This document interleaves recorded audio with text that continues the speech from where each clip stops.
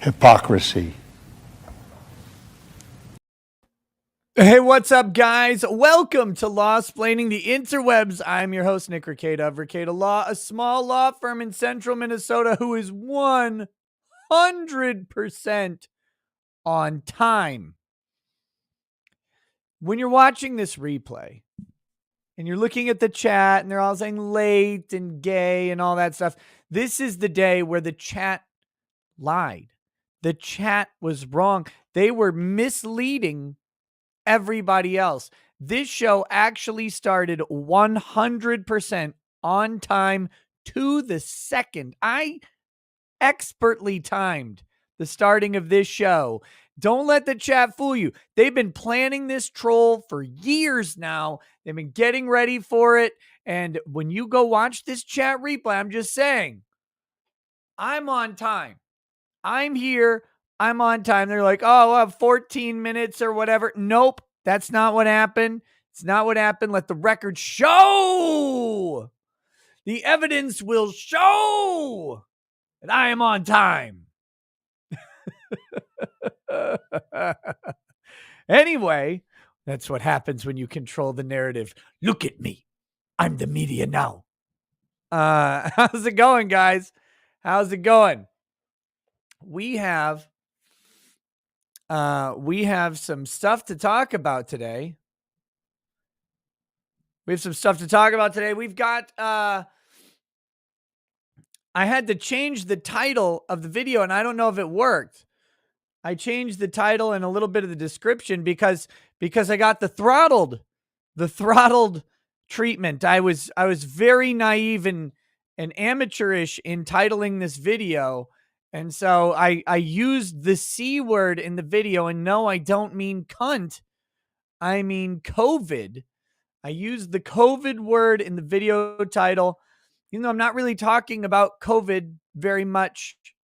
It's a subject related to COVID, but not about COVID. So I got the little box that said, oh, your stream's about COVID and Anthony Fauci doesn't like it when you talk about COVID. You got to have an expert on and you got to be a paying member of the mainstream media for it. Anyway, there's a doctor down in Houston suing her hospital network for information on COVID, specifically on two things: the effectiveness of the vaccine and the data on the effectiveness of the vaccine and data on ivermectin. Whoop, whoop, whoop. I know you can't say it on YouTube. Because open discussion isn't a thing. Discussion about stuff isn't a thing, but that's what she's suing for. This is a doctor whose license was either suspended or revoked because she had the audacity to prescribe ivermectin. And yeah, so she's suing. We're going to read the lawsuit. It's not a long one, 6 pages. Not looking for any money. I think costs of the suit, but not looking for money, just some disclosure from the hospital network who has decided that the doctors cannot make their own decisions. The doctors cannot make their own choices and recommendations for their clients, which I'm not actually sure what the parallel is to what's going on right now. I don't know that, I don't know of a time in American history where we had such a clampdown on what the doctors are doing for their patients. But I know that, like, for example, I'll speak from personal experience in my area here, you cannot get any treatment for COVID other than monoclonal antibodies. And you can't always, like, if you're me, you can't get monoclonal antibodies because I'm too young. I'm not fat enough, even though my waistline is embarrassing. Like somehow you have to be even fatter than my gunt, which is again. Um, but I'm too young, and I don't feel that young. And I'm not fat enough, and I don't have diabetes or some other thing. So all I got is oh, and I'm white. Don't forget that part. Very important. Being white is actually apparently you're more able to survive COVID if you're white, says some stat. You know when you hear something, you're like, what the hell's going on there?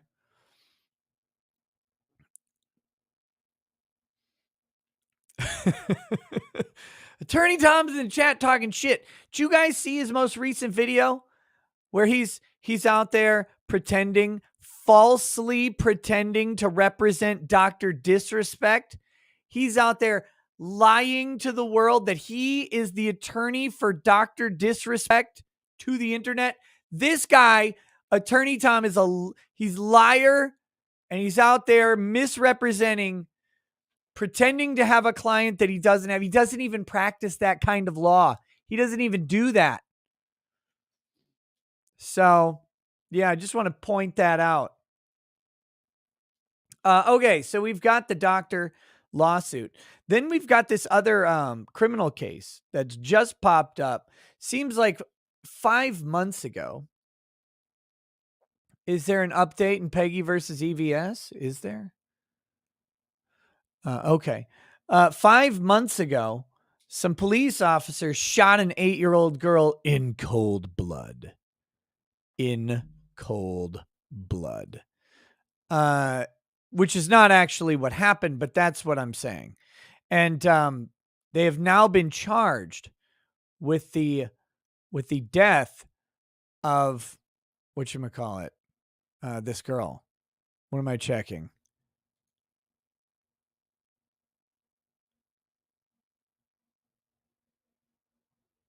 Why? Eternal Malachite, why did you tag me? Why did you tag me in that? What is this? Oh, shit. Oh, damn. Why? Why is that? Is that what you wanted me to see? You want me to see that guy get hit? Because wow. Okay. We might have to do that.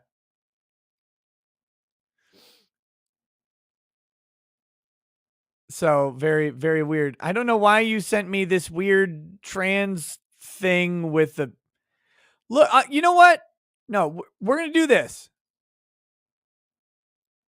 I'm gonna expose you people to what I have to see. This is the shit that I get tagged in on my Discord. I don't want this. I don't want this in my life.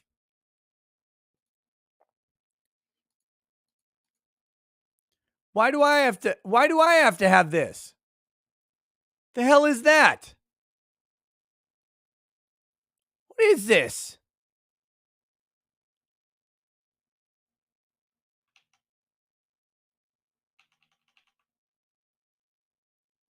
Okay, that's the first one. Now let's go to the next picture.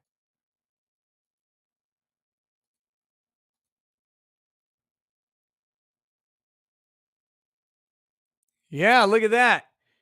They, data scientist at something, Texas A&M. Jimmy, right there. There you go. What the hell is this?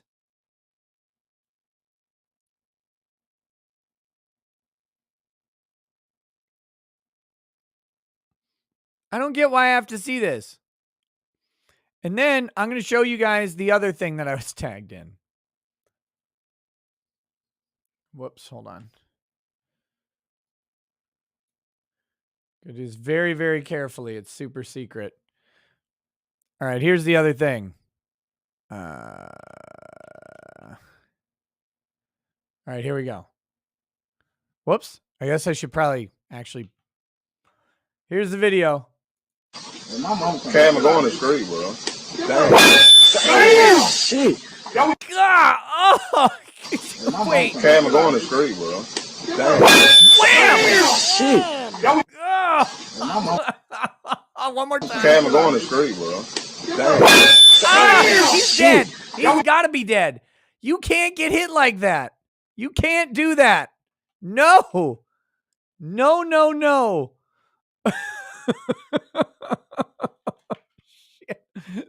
The dude's got the bat in his hand. Why are you throwing punches?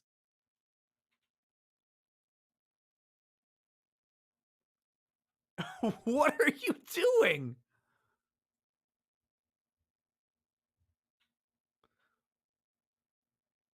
What is happening here?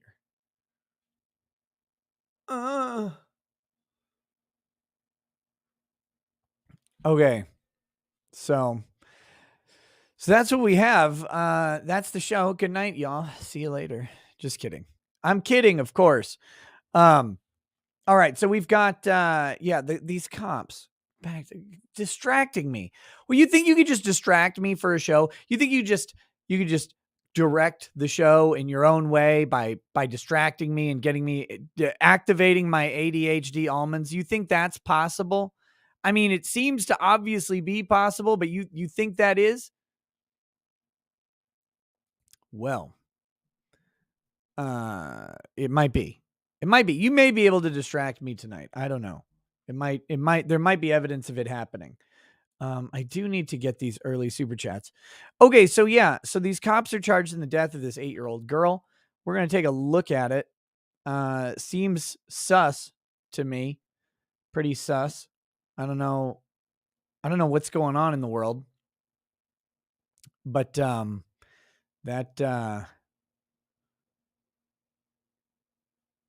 okay.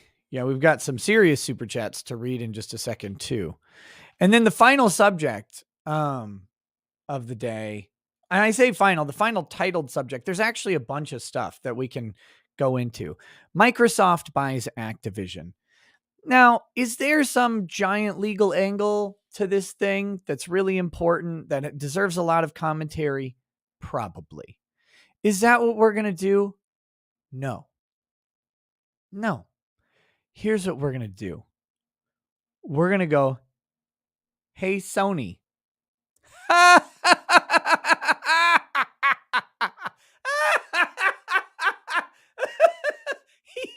You are getting so ridiculously outplayed. Why? Why did you think that nothing like this could ever happen? Why did you just sit there with your thumb in your anus while Microsoft has been buying all of the game companies? My exclusives. Have fun playing Demon Souls again, Sony. I hope, look, I don't play shit like Call of Duty or anything like that. I hope they make it exclusive. I hope Call of Duty's all becoming exclusive to Microsoft. Just actually not exclusive to Microsoft, just exclusive of Sony. That would be the funniest thing in the world. Screw them. I hate Sony. I hope they catch gonorrhea on their mouth and on their balls. Their balls first and then their mouth from putting their own balls in their mouth. I hope they get all of the gonorrhea they could possibly find. Fuck them. Fuck their censorship for all of this shit. All of it. All the censorship that they've been engaging in. When you hate your audience, you deserve all of the gonorrhea. And just remember, like, it's funny because Sony's going to cite their excellent sales of PS5s, which would be a lot better if they could happen to manufacture them, but their excellent sales of PS5s. And Microsoft's going to go, we don't even need to sell a console. Not a single one. We don't have to sell any of them. but we like selling them. And oh yeah, and we're sold out too. That's great. That's great. Good. Very funny to me. Very funny.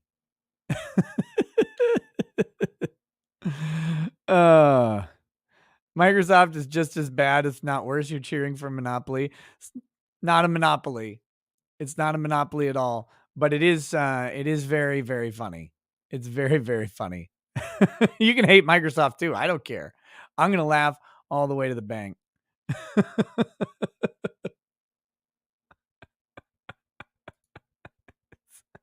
You know who's not censoring anime titties on their games? Microsoft. But you know who is? Sony. They take out the jiggle physics. Japan wants to put jiggle physics in a game to make you happy about playing some beach volleyballs with the girls, right? Like as you would do if you could go outside, but since it's COVID, you certainly can't. So you just want to get on your dead or alive extreme beach volleyball, which is perfectly reasonable for someone to do because they would normally just be at the real beach, being an alpha, playing volleyball with their best girls, and then they can't though. They can't though. Nintendo is the only one who isn't censoring. Oh yes, it's great. There's no way you can have this discussion at all without somebody being mad about it. So let me just say this. Get wrecked, Sony losers. PS5s can eat a dick. Enjoy playing Demon Souls again.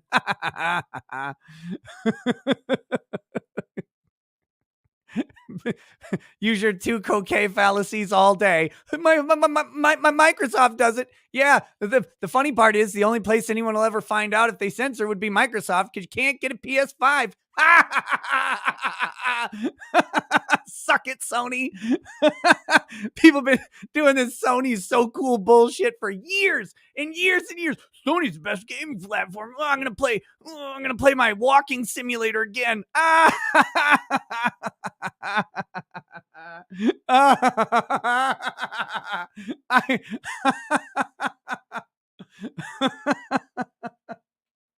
Have fun with The Last of Us 3.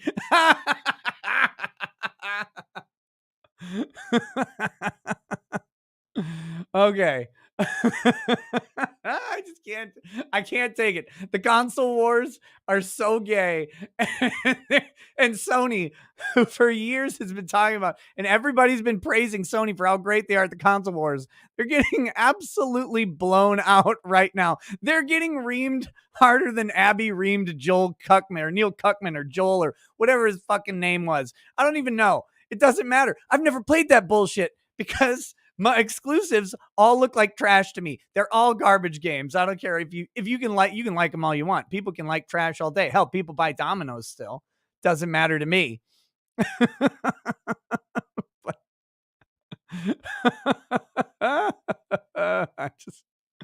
I'm gonna keep going.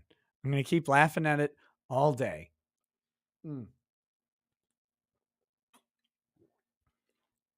Okay. With that said, there's other stuff to cover, and I'll probably think of it later.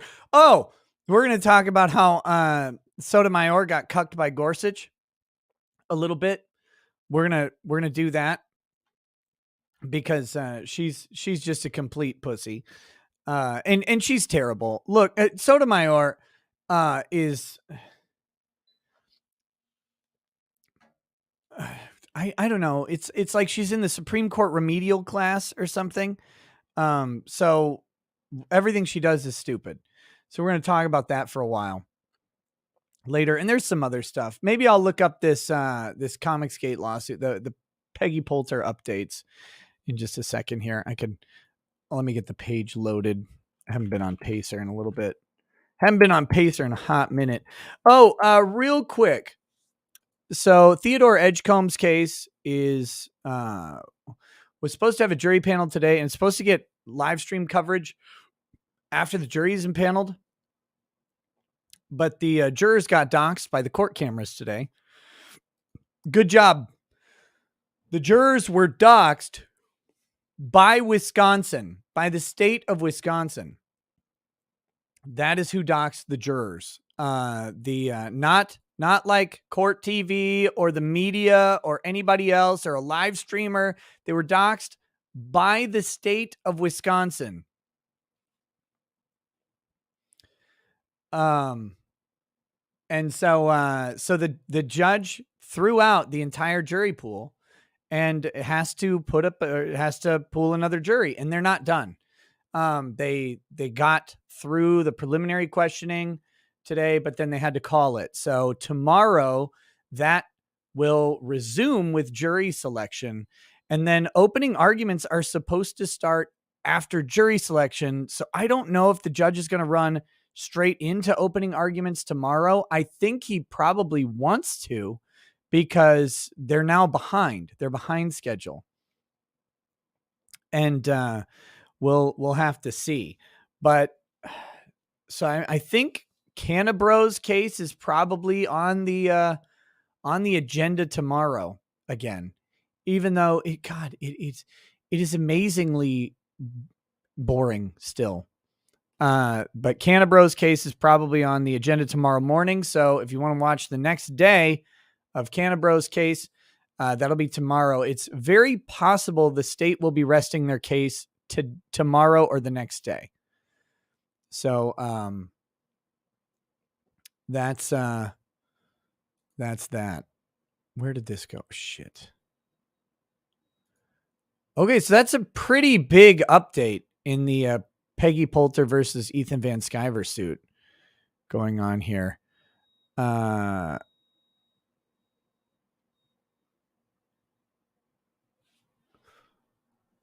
So that'll be interesting. Looks like one of my predictions might be correct. Let's see. We'll look at this in a minute. For now, let me get the early super chats. Like I said, there's some serious super chats. The Army guy made it worth it. Gummy, it's hard for me to justify 8 hours of live stream over 45 minutes or 30 minutes of funny testimony. It was, man, it was so much today for that one nugget. And it was a good nugget. The Army guy was good, but it was like 30 minutes of comedy out of 8 hours. Okay. Let me read these super chats, because and like I said, they start off with some serious stuff here. Pooh Zerker says, my father passed away peacefully this morning. Chat, please have your family go to an estate planner before it's necessary. Most funeral homes offer pre-planned services. The initial uncomfortableness far outweighs getting arrangements made in a few days. Probate is bad, but vindictive relatives are even worse. To Nick, sorry for the sad super chat, but would you mind pouring one out in Van's honor? Thank you and Godspeed, everyone, from Minivan. Of course, Pooh Zerker, of course. And we'll get the good stuff. Michter's Toasted Rye. And guys, this is something. So a friend of mine just asked me if I'm doing still writing trust documents and stuff like that. And I told them at this point, I'm not really doing that right now, because I literally right now, I don't have time. And so, I wouldn't be able to give them the attention that they need. But I said, I'm not doing it right now. But then they said that they're not too long ago, their second parent had passed away. And they said that, they do not want their kids to have to go through what they're going through with handling the estate of their parents. It is such a mess. And it can all be done by trusts. Trusts can take care of basically all of your post-mortem issues pre-mortem. You can control it. You can do it. And if you have some means, it's often a lot more fun to transfer some of those means to your loved ones while you're still alive, so you can see them enjoy that, right? So you can see them enjoy the benefits of your labor that you worked for. So seriously, Pooh is giving some phenomenal advice. Get this stuff out of the way. Get this stuff out of the way. If you do it through trusts, it's done. It's while you're alive. You know, no one's fighting over it after you're dead because it's all taken care of while you're alive. And they would have to fight over it while you're alive. And that can head some things off. It can allow for some explanations. You can also change things up to the very last moments if you want. But go ahead and take care. Whatever you're going to do with your estate planning, take care of it. But more importantly, to Van, a man who's left a legacy, apparently to a son, I would assume. But a man who's passed on a legacy and a lineage to his son that his son felt strongly enough about to bring to the public notice of his father's passing. And to me, that actually says something. Just to say, hey, my dad passed away. Please acknowledge his passing.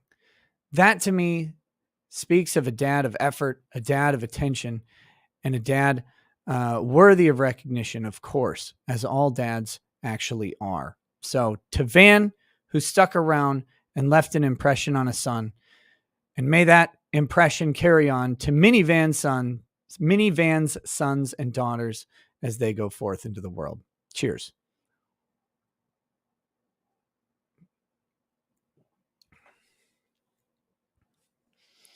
All right. Pooh follows that up, by the way, with to make amends for the sadness.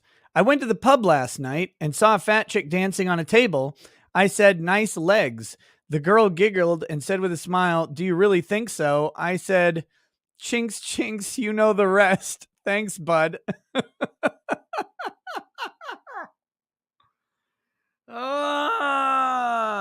Pooh says the rest was the sprinkler joke. The actual end was, I said, definitely most tables would have collapsed by now. Oh, damn.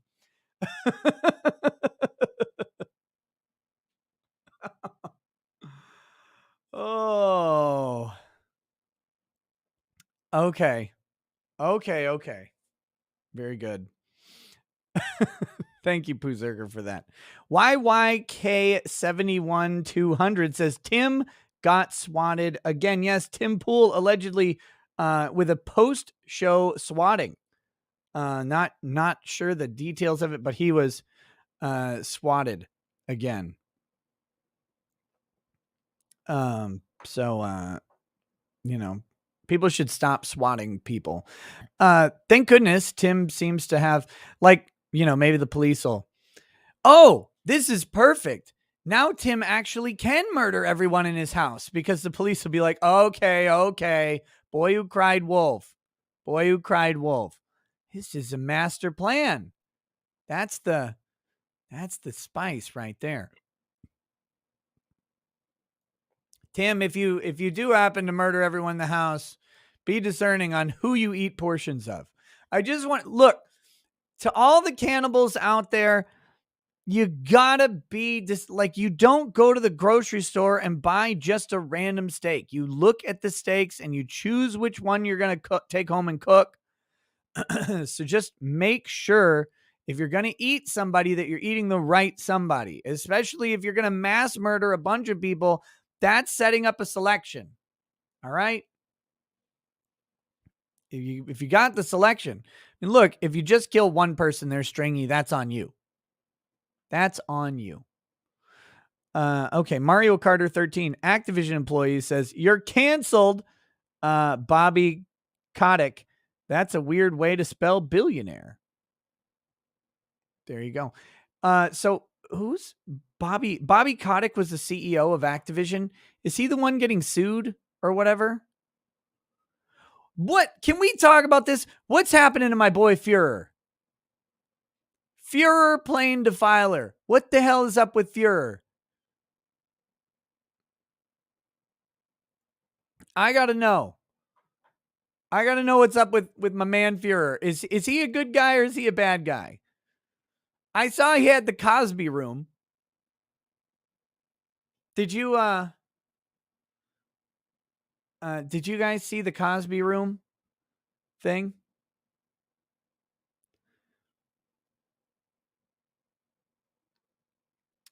Okay, so if you don't know this, Führer plane defiler was the leader of a guild on EverQuest called Fires of Heaven. Okay? If you wanted to know what the new content was in EverQuest, first, you typically looked to Fires of Heaven. They were leading everybody in how to wreck shit. All right? On EverQuest for years. They were the number one guys. All right? Now, in this Activision lawsuit about all of the bad touchery going on at Activision, if you guys are familiar with this lawsuit, there's allegations of like cubicle crawls or whatever, where people get super drunk from cubicle to cubicle at Activision or Blizzard or whatever. And then there's allegations of this Cosby room where you had it's a hotel room at a convention and there was alcohol there and stuff like that. Now, the interesting thing about the Cosby room, you had to take a picture under a big picture of Bill Cosby. From what I read in the lawsuit is the Cosby room was actually 2013. The Cosby allegations by the comedian, the first big allegations, right, that led to the lawsuits and stuff, that was, I believe, 2014. So this is actually before all the Cosby allegations came out, as far as I know. But the guy who ran the Cosby room was Führer. Now, Führer was so high up on the EverQuest food chain that he and a couple other people who were leaders of big guilds, like Tiggle Biddies, the leaders of Legacy of Steel, over on Triton. Were they on Triton? I think they were on Triton. Anyway, you had Fires of Heaven. You had Legacy of Steel. They got the first Avatar of Warkill. Very, very important. I know you guys really care about all this EverQuest glory days, but Tiggle Biddies was a little halfling thief, leader of Legacy of Steel. Both he and Führer got hired by Blizzard to help make World of Warcraft. World of Warcraft exists in the way it does, partly because Blizzard was smart enough at the time to find the guys who were on the cutting edge of EverQuest content and to say, what's good about EverQuest? What's bad about it? How do we incorporate the good shit into WoW and get rid of the bad shit? So the original WoW design came in large or in significant part, I should say, from their consultation of these guys who ended up working for Blizzard. So the reason I'm bringing up Fires of Heaven and Führer is he's the only random employee named in the Blizzard lawsuit, the Blizzard Activision lawsuit. So I just want to know what the scoop on this guy is. Does anybody know about him? Does anybody know this guy, have connection to him?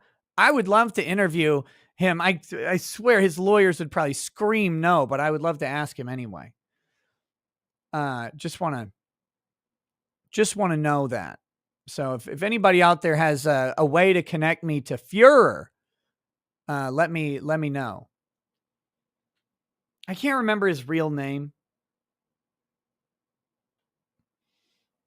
So explain the Cosby room. I don't know. It's some dumb joke that they did where you at this convention, the hotel room at the convention was like the party room, and they had a big picture of Bill Cosby, and you had to take a picture with Bill Cosby. And so shockingly, if you put a bunch of men into a convention area where they're going to be like staying overnight and there's going to be women around, what they might do sometimes is men will buy liquor liquor is a magical potion-like substance. If you've never heard of it, you can buy it at your local apothecary.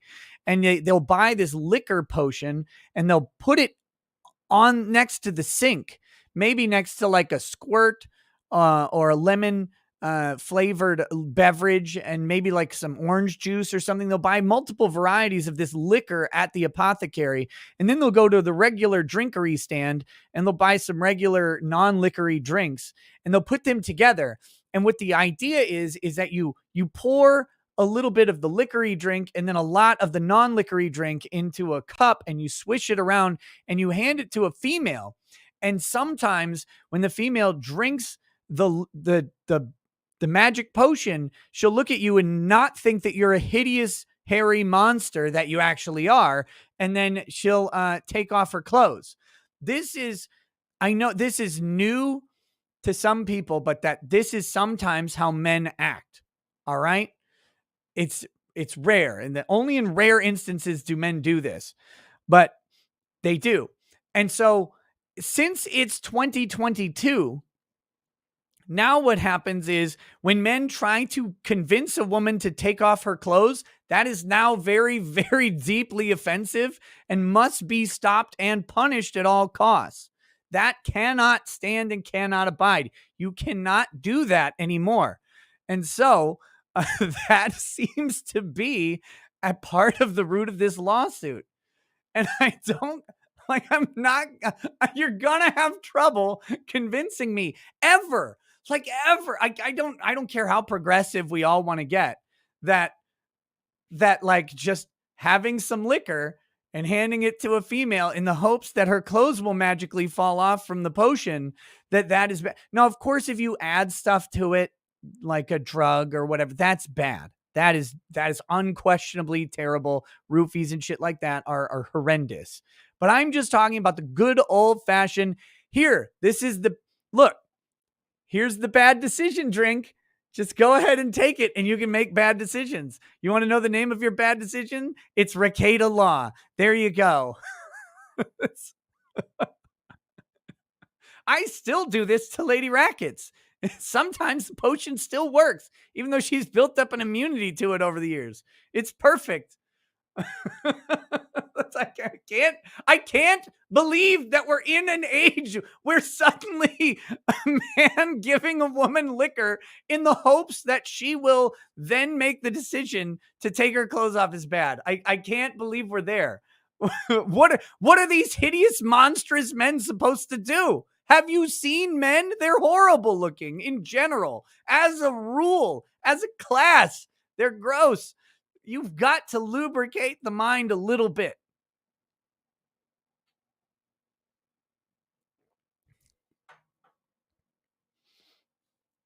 You roofie your wife. No, I give her a little bit of alcohol. Oh my God. Okay, so anyway, I didn't mean to tangent on the Activision thing. It's just now with it being purchased, I'm really, really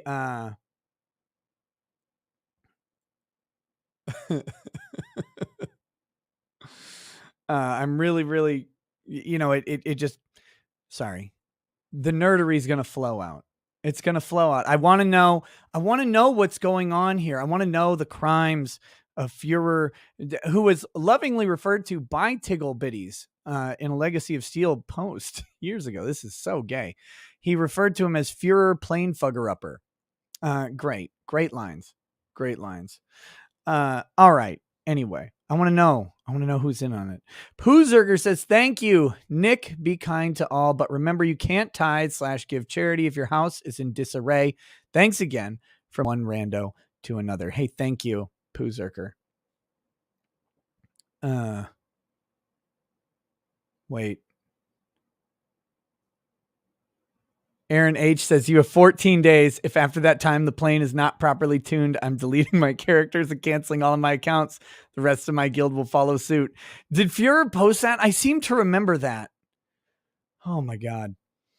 Okay. I gotta keep moving on. Gotta move on. Angry Baneling says, Timmer came to chat and you're still late, SMDH. Skeleton says, for each minute Nick is late, his nose gets just that much longer. That's true. Angry Bailing says, are you fixing to start anytime soon? Yes. Eldritch Blasted says, a Maine doctor who had license revoked and was ordered to psychiatric evaluation for sharing the wrong opinions and prescribing not vaccination stuff to patients. Guest doctors are now on the hit list for the regime. That's similar to this Houston doctor that we're going to talk about in just a minute. Sketchhauser Rex says, need real encouragement to keep losing weight. Sketchhauser, let me help you. You're a fat piece of shit and you know it, okay? So I can't sit here and fat shame you. You need encouragement, and I am here to encourage your big ass into movement so that it can be a smaller ass. And here is the trick. The fatter you are, the more liquor it takes for you to get drunk. And more importantly, the fatter and more hideous you are, the more liquor it takes for the magic potion to work on the girl to take her clothes off. Okay?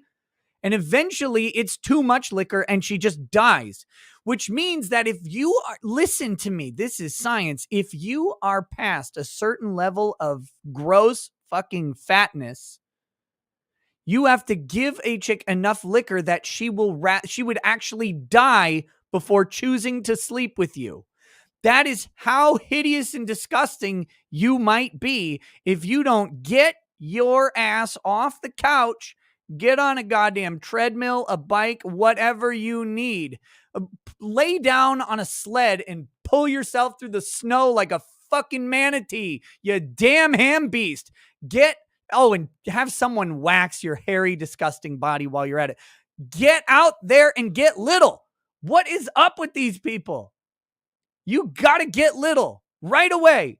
Tess Holliday regressed in her anorexia. Don't you dare. You progress right into anorexia. You get don't get bulimic. That's gross. Just eat less. There's so much of you. It will eat you. You will eat you. You'll be fine. You eat less. That's important. Okay? Do you want to look like this? Do you want to look like this? You want to look like this? You want to have an ass on the front? You want to eat so much that you shit out two ends? Is this what you want in your life? Is this how you want to be? No. No. Nay, I say no. Get skinny. All right. Sketchosaur Rex, I believe in you. I believe in you. Idaho Plumber says, now you're making me late, Nick. I got to be up at 4 a.m., but I love your streams. Hey. Thanks. Me too. Stephen Moore says, Nick, I love your show. Keep up the awesome work. Hey, I will try. I'll try to do the awesome work more often. Pooh Zerker. Wait, I read that one.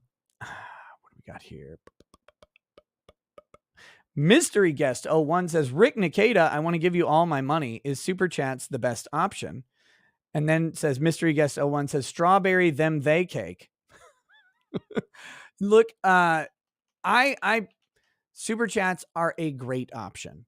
Some people don't like giving YouTube money, and so they want to do something else, that Odyssey or Locals, if you don't want to. But I'm 100% fine with Super Chats. There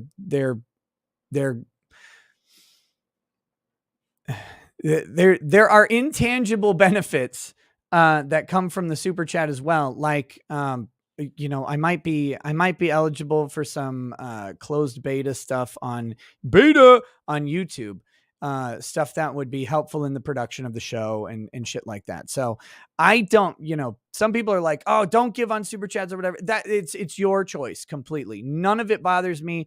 I think everything is wonderful, and I appreciate that anybody even watches this fucking shit show. So that is it's very much appreciated. Duper Da says, hi, Rickety Man. Loved you ever since I found the DSP bankruptcy streams. Wanted to tell everyone to stock up while you can. I work at Walmart, and all the trucks are half the size they were 10 days ago, and it's not going to get better soon. So there you go, guys. That we can start a rush on the stores right now, right here on Ricada Law, but apparently the trucks are lesser. Speaking of trucks, did you guys see the The Canadian truckers, the Canada trucks, they're just blocking the road in and out of Canada. That's amazing. Look, I love and I hate it. I really do, because I hate the idea of being stuck on a road because because of someone's protest. That pisses me off 10 times out of 10. But the Canadian truckers, they're rebelling against some of the restrictions from the Canadian government. So they just got a couple trucks. And one of them said, mandate freedom. Yeah. Mandate freedom, motherfuckers. It's the only mandate that should exist. Mandate freedom. Get some liberty up in this bitch, especially in Canada. But yeah, I think it's look, all this talk about all these people are fine. Oh, we're all okay with these restrictions. Actually, no, we're not all okay with this. We're not all okay with this. And I think actually a lot of people aren't okay with it. And I think the ones who are okay with what's going on, I think they simply haven't confronted the thing that would very quickly make them not okay, which is, something that impacts them personally. That's just my opinion. I don't actually, I can't prove that, but I have a feeling that people who are all okay, it's like, oh, it hadn't affected you yet.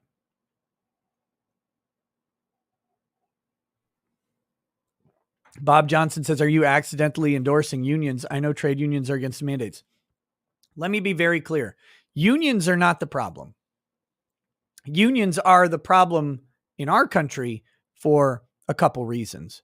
But unions in general are just fine. That's free people getting together to try and increase their negotiating power. Of course, unions are okay. Free people associating is fine. The problem in the United States is the National Labor Relations Board, which gives undue political and legal power to unions that should not exist. That is not okay. That is something that that puts unions into a position of having influence and sway over a company from the law. No, your bargaining power should come from the people, because if the company says, okay, you can unionize, you're all fired, that's the company's business.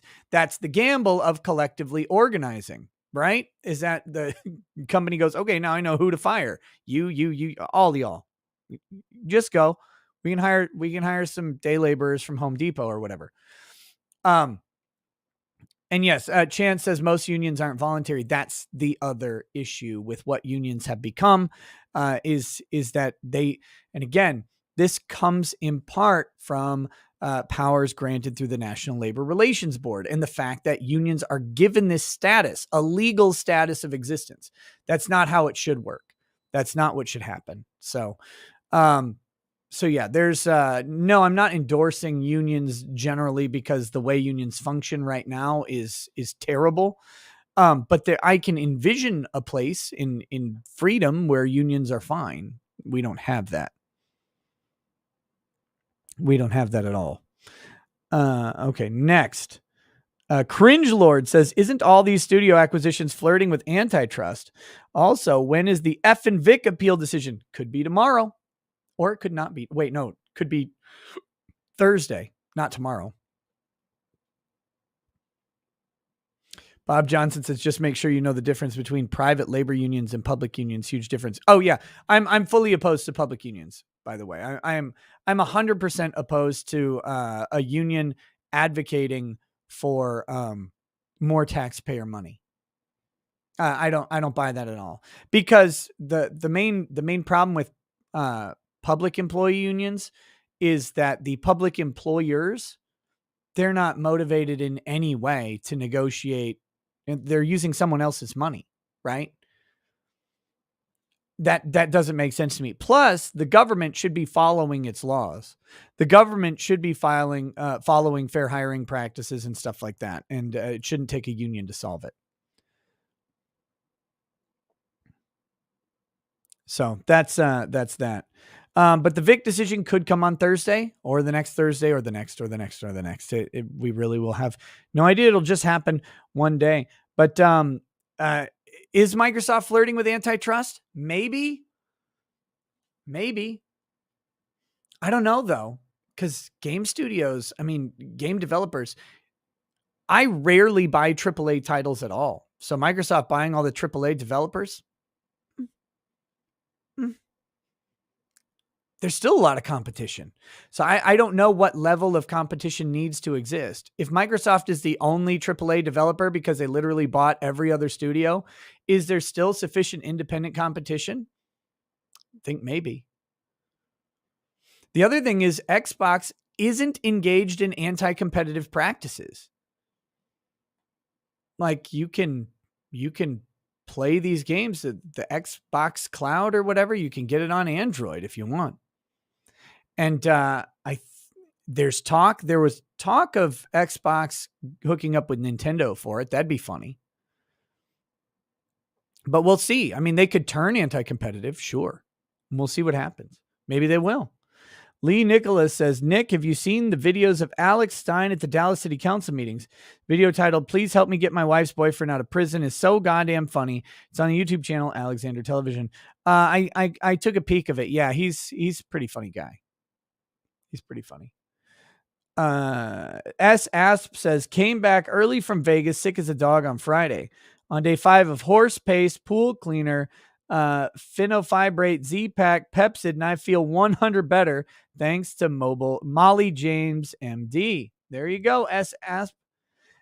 He also says, thanks for your prayer and shot from my granduncle in New Mexico who was found in 6 inches of snow. He is doing better. If I can get a shot for myself in this coof battle, already feel 100 with the right medical treatment. Hey, buddy, you don't need any like wise words or anything like that. Keep kicking COVID's ass however you can do it. If I got diagnosed today, I would have all that shit in the mail tomorrow because fuck doctors. I didn't know that I couldn't even talk to my doctor about it at the time. So you know what? Fuck medical conglomerates that prevent their doctors from talking to their patients. I hate that shit. Cheers to you, buddy.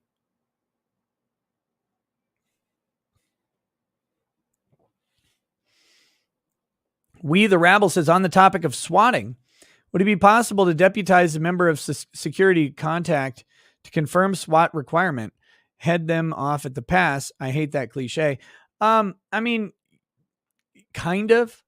And from my understanding, Tim has done basically everything you can do about this.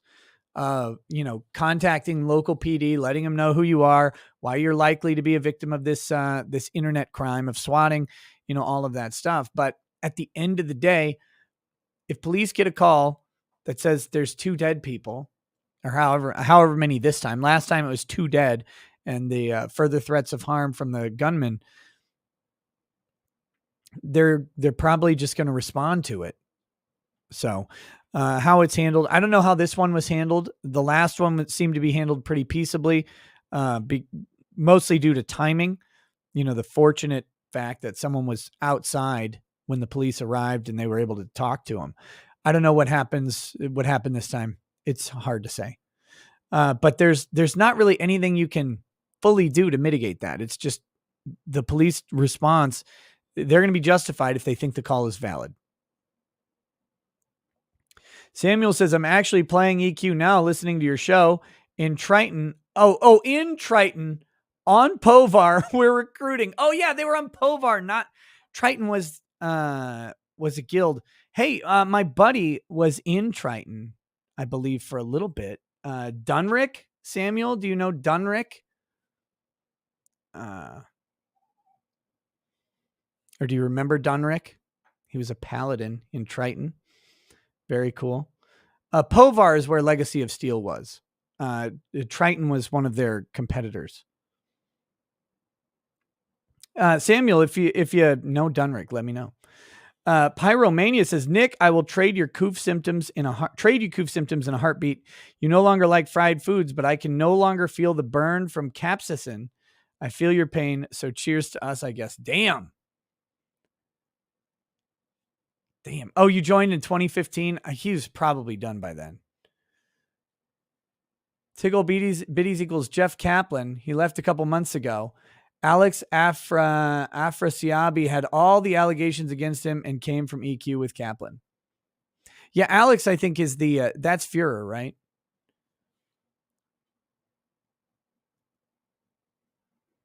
I don't know. He spelled it capsaicin. I don't know. I don't know how to pronounce this shit. Who cares? It's the shit that makes hot food spicy.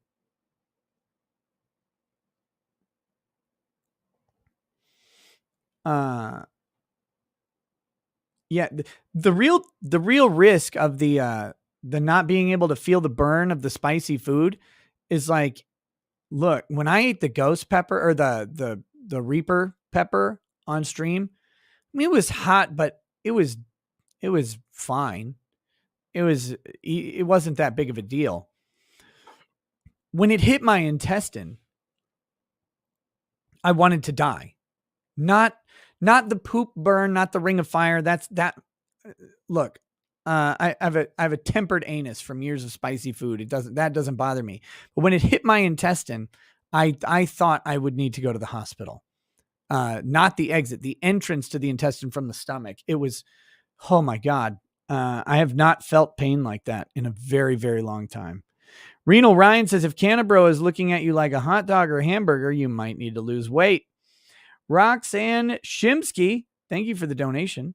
Mystery Guest 1 says, Tim Pool got swatted again tonight and melted down. As the coolest dude on the internet, do you have advice for him? I mean, I'm supposed to give advice to Tim Pool. Tim, buddy, you're saying stuff important enough for people to try and shut you down. Be encouraged, not discouraged. But it sucks. I mean, you don't want to get swatted. And I think swatting should be prosecuted as attempted murder. But at the same time, you know, I think that's Tim's goal in some way, right? Is to be an independent journalist or commentator or whatever who merits some level of attention. So there you go. I mean, but I don't know. I didn't see any meltdown. I just saw a tweet that says we got swatted again. That's all I saw. So I don't know. I don't know what meltdown happened, but don't melt down. Don't do that. Speaking of meltdowns, a video from 2 years and 2 days ago was age restricted by YouTube today. 2 years and 2 days ago, January 16th, I think, of 2019. And what I'm going to do right now is I think I'm going to show you the video that got the portion that got it age restricted, right? I think that's the most important thing to do is to show you what happened.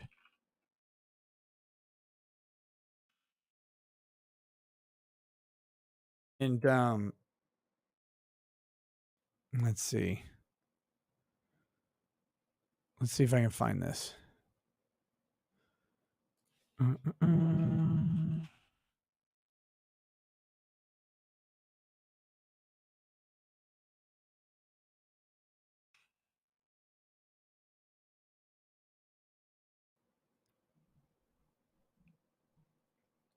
Let's see.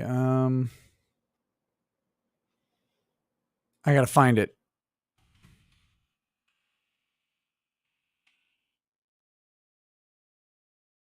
Oh, is it here? Yeah. Yes. I love this video.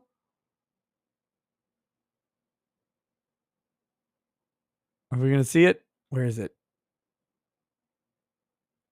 Oh, they don't have the good one. Hold on.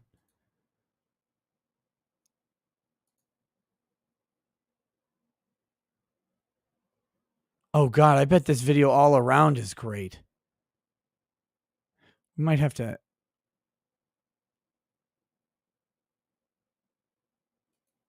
Okay, here we go.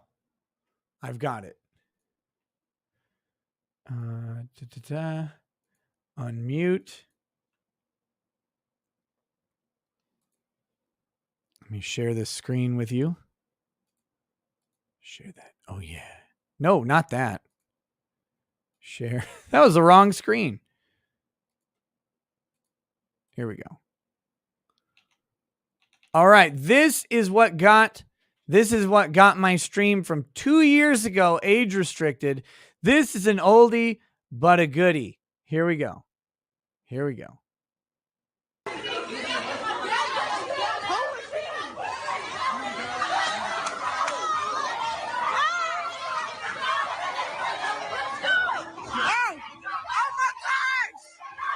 Bam!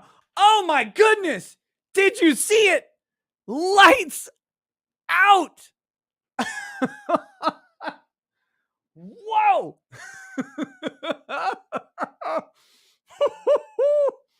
Oh! Oh! Thank you. Swing. Oh, shit. Here we go. We gotta have an instant replay on this. The lesson here is don't think you're tough when you're 1/4 the size of someone and go for the attack.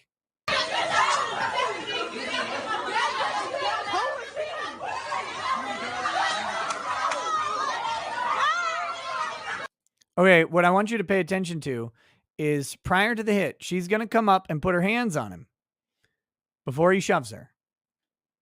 All right? And then she's going to come back at him.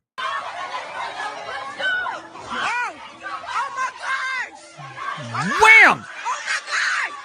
Annihilated. He went to jail for this, I believe. You hadn't seen that? No, I had not seen that. I have not watched the reaction from this panel, but I think I need to a little bit. I think I need to watch the reaction. This guy's face. No, I had not seen that. Let's see what happens. The man was identified as David Stephen Bell, was later arrested and charged with assault on a female under 12 years old and assault on a female. And he was released. Under 12? I don't know if she was under 12. Look at that. That is the eyes of apathy. This man has no chill. You better bring him his vanilla shake on time because this motherfucker does not drink chocolate. Not a chance. If that shake is 1 second late, you will know.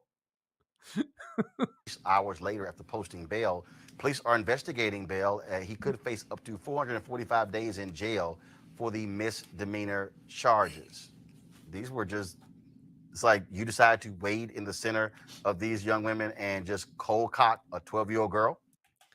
Important. There's an important context to this story that is being shockingly left out of this thing. Now, to be fair, this was contemporaneous at the time, and some of these facts might have come out later from the Roland Martin Unfiltered Daily Digital show, which I am not particularly personally familiar with.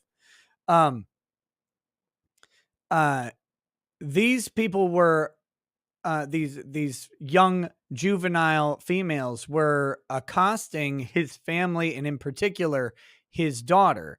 And yes, he chose to wade into the middle of them. He didn't cold clock the girl. He warm clocked the girl because she was running at him full speed. She had also, again, it's hard to see in the video. I remember analyzing this at the beginning. He was not the initial aggressor in this confrontation. These girls, someone like hit him or pushed him on the back. He turned around and pushed the one girl. I don't know if she's the girl who pushed him initially, but someone does put their hands on him in an unwanted way as he's saying, "Hey, leave my family the fuck alone." And then the girl runs at him. What's he supposed to do? What is the reasonable defense against someone who's running up to assault you? Bell was sentenced to 1 60-day suspended sentence and was placed on unsupervised probation for a period of 12 months. There you go. Yeah, so that's a plea agreement of this is a misdemeanor. I'll take this suspended sentence and walk away from it without fighting it. I think, had he gone to court, he'd have a good case. Proportional self-defense. Here's the deal. If you happen to be bigger and you punch is proportional self-defense to a push or a punch. The fact that you happen to be bigger doesn't mean that you're not entitled to use that proportional response. Well, I gotta See, I say, didn't see that. I I saw the video. I gotta say one more time that we should be thinking all spiritual sources for this, because I used to work in law enforcement in Los Angeles. That's not new behavior, Roland. Right. No. That people have been smacking black kids and black people all over the place, but it was their word against theirs because people could talk As if this was about black kids versus about people accosting this guy's family. about intent, that good old word again, and the white person who smacked somebody got off. Maish, you want to make a comment? Yes, I think that this is an example of something that is happening repeatedly. It's called fucking around and finding out. That's the example that is happening repeatedly. People keep fucking around, and eventually, by the numbers, someone's gonna find out. And when they find out, it usually looks like you ran headfirst into a cement truck. Black girls are not allowed to be girls. They're not seen as girls. So there is no effort to treat them like children, to protect them as children in the way that we all should. And Were they acting like girls there? What is a girl? First of all, this very bigoted speech coming from this lady. I assume her gender, since she's talking about girls. But were they acting about as girls? Like what? How do girls act? How do they do that? we've seen that not only from this video, we've seen it most recently with the conversation surrounding R. Kelly. Black girls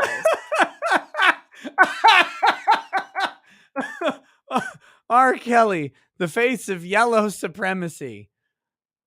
are threatened in a way that no other member of society are threatened, Except for and we black have girls. to address this. Who's bringing the black girls to R. Kelly, lady? It was their moms. Boy, So, as a father of two girls, I look at that and I go, Roland, I'd have missed the show today because I'd have still been locked up, point blank. And it becomes a clarion. Would you actually, as a father, would you be locked up? I mean, you'd be pissed that some guy clocked your kid. Absolutely, you'd be pissed. But when you went and talked to that guy, if you let him speak, and you found out that your daughter had been assaulting his daughter, and he stepped in to say, knock it off, and then your daughter attacked him, would you still be locked up?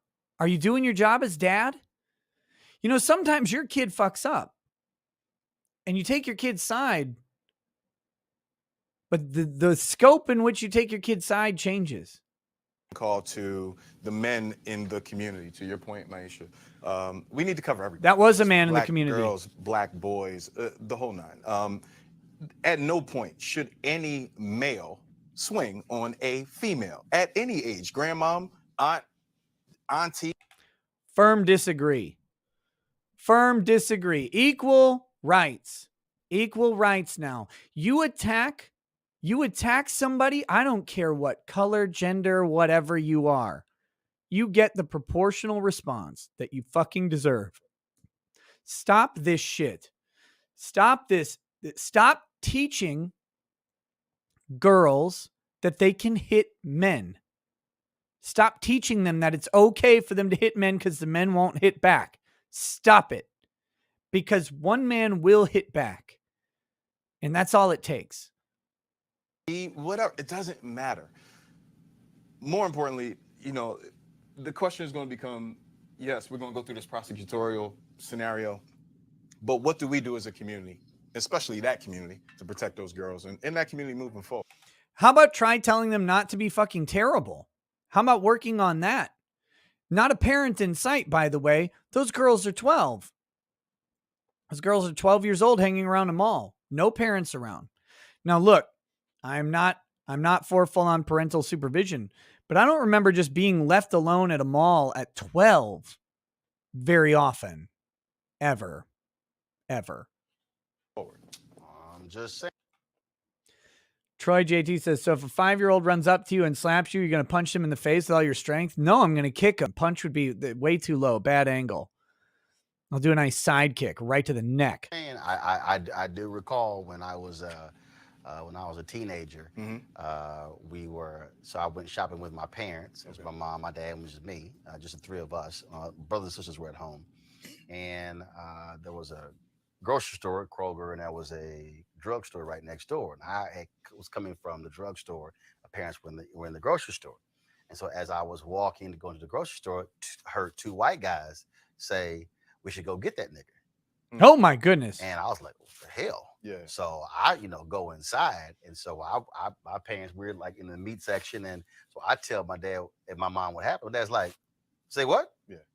Now, mind you, my dad is mild-mannered. My dad, he's not going to sit here. He's not a hothead or whatever. But if you mess with his family, right, situation changes. Right. And so he said, let's go. And I was like, go where? I like how the kid's the one was sensitive. Like, go where? That seems like a terrible idea. Taking him at his word. This is a different situation. It's completely different situation than what was going on in the video. Okay, I'm gonna stop focusing on this. I just wanted to look. I gotta remind everybody why I got a age restriction on a 2-year-old video. Here we go. One more time.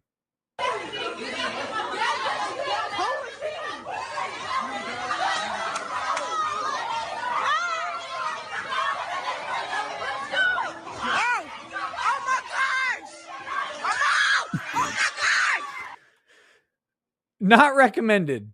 Just now, while I can make the legal argument all day that the man was justified in throwing that devastating left hand,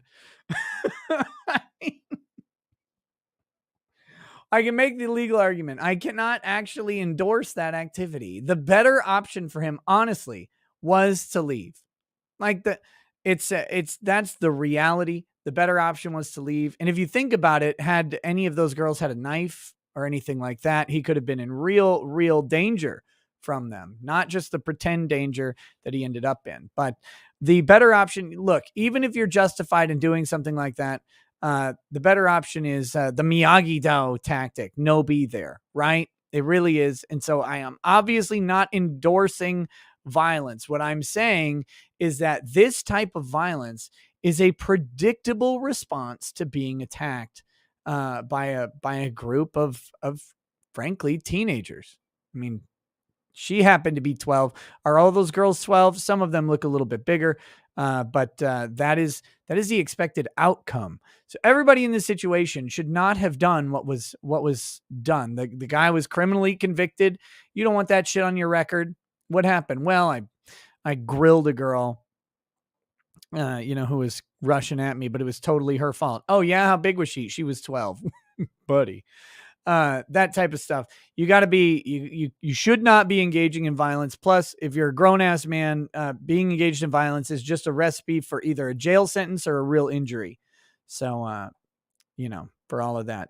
So this video is purely for educational purposes again, and hopefully in 2 years, it'll probably get age restricted again. D says, my aunt, who is at super risk, has had COVID for about a week, and neither a doctor nor the city and state government has responded to her request for treatment. My mom isn't handling watching her sister degrade well. I'm angry. Sorry, brother. Sorry, that's where we are as a society, and I really do feel for you, because when you get the shit, if you are at risk, it is it's scary to watch people go through it. I mentioned a little while back, a friend of mine passed from COVID, and he was put in a medically induced coma. He was out for a while. His family had to watch him die slowly. So it's horrible to watch. And the bad thing is there is a treatment. There's a treatment available, and the way they're handling the treatment seems wrong. Daniel Lindsay says, dude, I got my ass beat by adults because I was acting a fool. Now, guess what? I don't act a fool. I agree. It's good old classical conditioning or whatever. But, you know, the landscape has changed dramatically, even in the past 10 years. Even in the past 10 years. Can you imagine if that incident happened today? Remember, I was reporting on that incident in January of 2019. That was before St. Floyd. Post St. Floyd, that guy might be on a cross. That guy could be on a cross right now.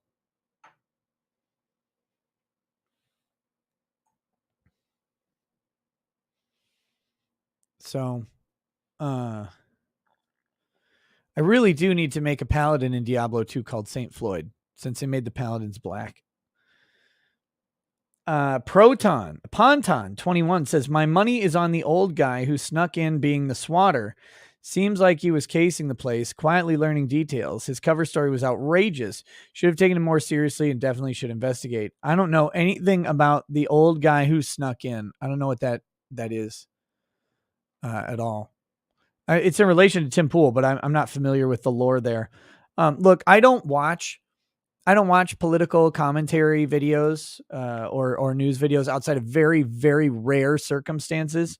So I'm not familiar with that bit of the lore. It's nothing personal about those news sources or whatever. I like a lot of the people who do it. It's entirely, I'm going to comment on things and give my opinion. And most of the time I don't want someone else's opinion in there at all. So Mystery Guest 01 says, could you please raise a toast to my horse Freckles? She was the sweetest horse in the world, noble and smart enough to not cut herself on a fence, but unfortunately today she thought of ants and passed away. What? She thought of ants and passed away? Is this some joke that I don't get?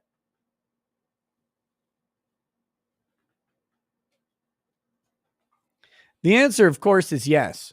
I mean, any excuse for a toast. But I just have no idea what the hell. That was just seemed weird.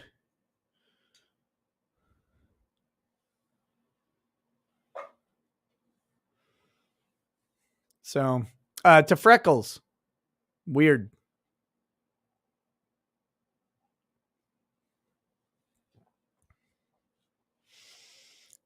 Dee Dee Thomas says, thanks, Nick, for showing how intelligent Roland Martin's panel was and still is. We needed protection from them then, and it's worse now. Who is Roland Martin? Am I supposed to know who that guy is? Okay. I've been putting this story off a long time. Let's find this.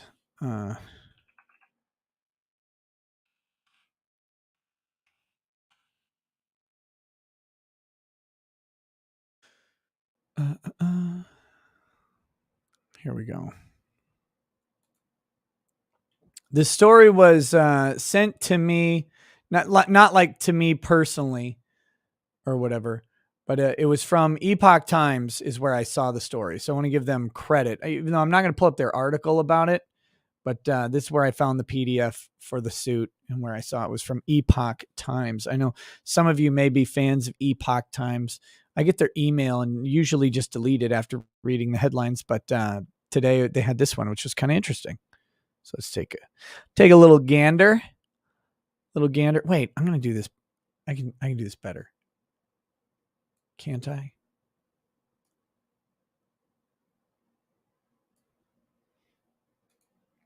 Let me see. Share this window. There we go. I like this view. I like this view a lot. It's pretty good.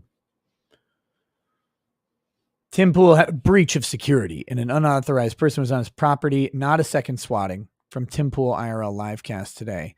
No, he said they got swatted again after the show. Greg McNeely was he tweeted about it. We got swatted again, he said. All right, so here we go. This is Mary T. Bowden, MD. and Dolcefino Communications, LLC, doing business as Dolcefino Consulting, versus the Methodist Hospital and TMH Physician Organization. All right, YouTube, for the censors and the commie scum at YouTube, I am not talking at all. I'm not making any statements about the medical effectiveness of vaccines. I'm not making any statements about the dangers of COVID. I have said, even on this show, that COVID can be very, very dangerous very, very quickly. And I don't like how treatment is being done or not done in this country, because there are some people who are very much at risk for COVID. And when it hits really, really hard. Many people have lost friends or loved ones in some way to COVID. So I'm not talking about that shit. So fuck off, censors. Fuck off. Please just let us openly talk about the news without these gay fucking disclaimers that we have to put before everything, because you people can't keep your thumbs out of your asses so you can try and rub your tonsils. Fuck you. I hate you. I hate all of you. I hope you get gonorrhea from someone else's balls. All right. That being said, now that the censors know that there will be nothing offensive said in this stream, we can continue. So this is a legal claim. Petition to examine nonprofit records pursuant to Texas Business Organizations Code 22.353. Coombs now. Mary Bowden and Dolcefino Communications plaintiffs herein and file this petition for a writ of mandamus to compel examination of nonprofit records, to compel defendants, the Methodist Hospital and TMH Physician Organization, to permit an examination of these entities' books and records, and his grounds would respectfully show as follows. Level 2 discovery control plan. I'm not going to get into the different levels of discovery control under Texas civil procedure law, because I don't remember them from the last time I talked about them, which would have been like 2.5 years ago, talking about Vic or whatever. No, 2 years ago, talking about Vic. I don't remember the discovery control plans, so maybe I'll look it up later. But parties don't matter. Background. Methodist Hospital was formed in 1946 for the purpose of caring for and healing the sick and afflicted. TMH enjoys tax-exempt status from both the state of Texas and the United States as a nonprofit company. And TMH uses its nonprofit status to avoid tens of millions of dollars in taxes each year. Further, TMH is barred by Texas law from practicing medicine or exercising medical judgment. So the organization can't practice medicine. The doctors employed by the organization can. TMHPO was formed in 2004 as a not-for-profit corporation that, according to its articles of incorporation, is, quote, to be administered solely for the benefit of the Methodist Hospital. TMHPO articles of incorporation attached here to as Exhibit B. In June of 2021, TMH suspended and terminated over 150 employees who refused to receive the SARS-CoV-2 vaccine. In November of 2021, TMH suspended Dr. Bowden from practice in the hospital due to TMH's disagreements with Dr. Bowden about her exercise of medical judgment, specifically her use of ivermectin for the early treatment of COVID-19 symptoms and her objections to TMH's vaccination mandate. TMH took the extraordinary step of attacking Dr. Bowden on Twitter and falsely calling her views dangerous misinformation. Dolcefino and Bowden question why TMH would have such strong objections to a physician's use of a safe FDA-approved drug off-label to treat COVID, or her objections to TMH's mandatory vaccination policy as opposed to the vaccine itself. Now, again, YouTube, I'm not commenting on what this doctor says about ivermectin or any other drug. I'm simply reading a lawsuit, and we're talking about what this lawsuit means. Okay? I'm not making any statements about this shit. I don't know. I don't give a shit. Given TMH's unconvincing explanations and the hospital's substantial financial and operational footprint, Bowden and Dolcefino decided to follow the money. Footnote, in the most recent IRS return available to Dolcefino, TMH reported $2.2 billion in revenue. Records from the Harris, Fort Bend, and Montgomery County appraisal districts list TMH as the owner of real estate valued at well over $500 million. So we got a $2.2 billion nonprofit annually. Texas law requires TMH and TMHPO to permit members of the general public to inspect its books and records. It is unlawful for TMH and TMHPO to refuse to provide this information unless it can show it qualifies for one of a handful of exceptions. The requesting party may seek to enforce its request by petition to the Texas courts. So here's the written demands for the documents. On November 30th, 2021, Dulcifino Consulting, working on behalf of Dr. Bowden, demanded the right to inspect and copy financial information of TMH. TMH acknowledged receipt of the demand on December 2nd, 2021, and represented that it would provide a response by the end of the following week, i.e. by December 10th. U.S. Postal Service has provided Dulcifino with a return receipt showing delivery of the demand by first-class mail on December 3rd. Dulcifino has not received a response to this request. The demand from Dulcifino Consulting identified the following categories of documents for inspection and copying. 1. Financial documents detailing all revenue generated at Methodist Hospital through the COVID vaccination program. This includes, but is not limited to, vaccine reimbursements or payments from any government entity or insurance company or from patients directly. Number 2, financial documents detailing all revenue generated from the treatment and care of any COVID-19 patients at United Methodist Hospital since March 1 of 2019. Number 3, financial documents including contracts and ledgers detailing any payments from any pharmaceutical company. Whoa. Pfizer alert. Pfizer alert. We have Pfizer on the documents. Where are we? Where are we? Pfizer. Pfizer. Pfizer is coming.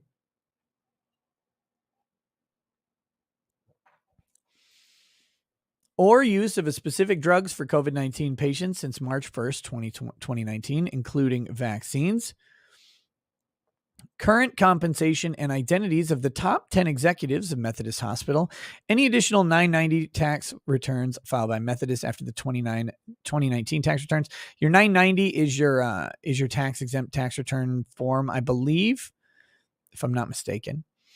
Documents detailing any bonuses provided to employees of Methodist Hospital since March 1st, 2019. Ooh. What bonuses? As indicated in the demand, Dulcifino requested permission to examine these records at Dulcifino's cost, and that TMH provides copies of the requested documents as required pursuant to Texas Business Organization Code 22.353.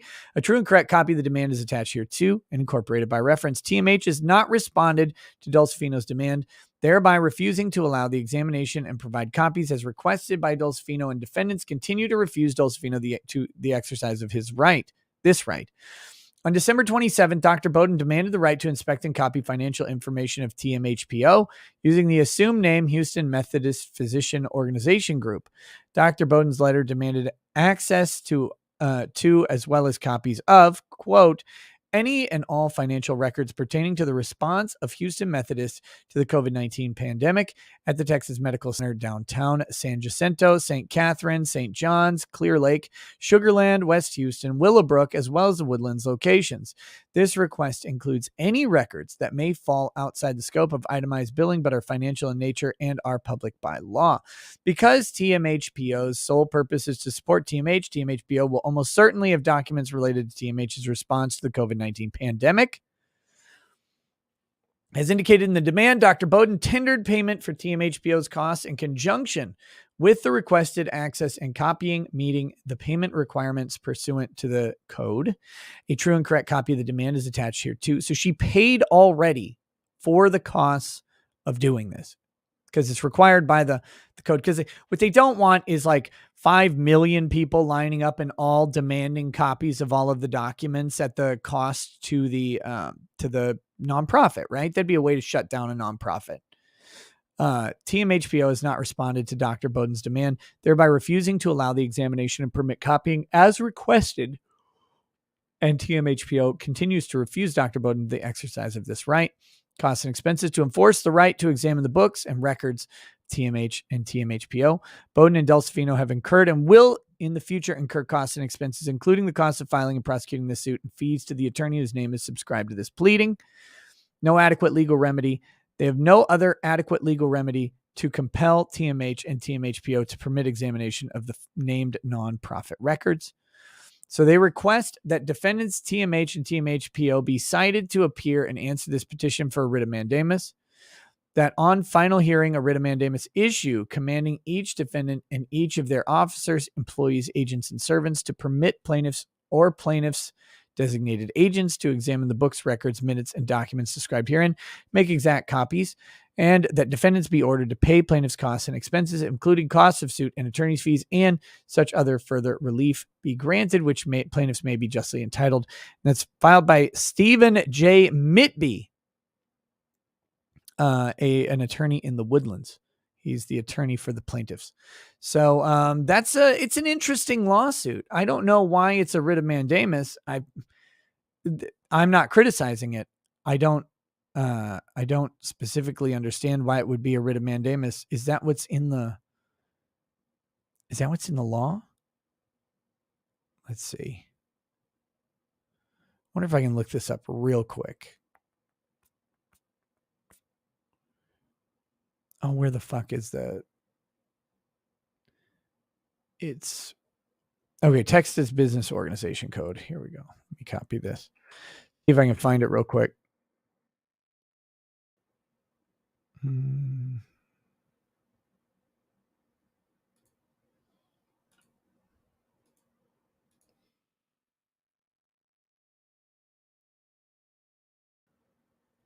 Just wondering why it's a mandamus. Very simple. A corporation shall keep records, books, and annual reports of the corporation's financial activity at the corporation's registered or principal office in the state for at least 3 years. Corporation shall make the records, books, and reports available to the public for inspection and copying at the corporation's registered or principal office. During regular business hours, the corporation may charge a reasonable fee for preparing a copy of the record or report. That's all it says. I don't know why you need a writ of mandamus to bring suit there. And that may be the problem. That might end up being the ultimate issue in the case. Is this a mandamus case? And if it's not, of course, they would just file regular suit for it.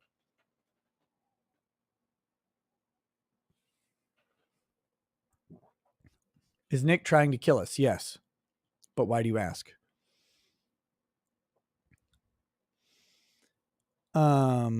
Okay.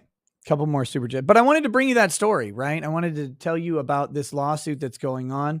Not sure if it'll get anywhere, but it's going to some questions that people have. Is there a financial motivation behind the vaccine mandates, behind how they're treating people with COVID or not treating them? What's the financial? And I think having that come out could be very, very damaging to some of these hospitals. And if it is, good. If they're doing damage, then they need to be exposed. All right.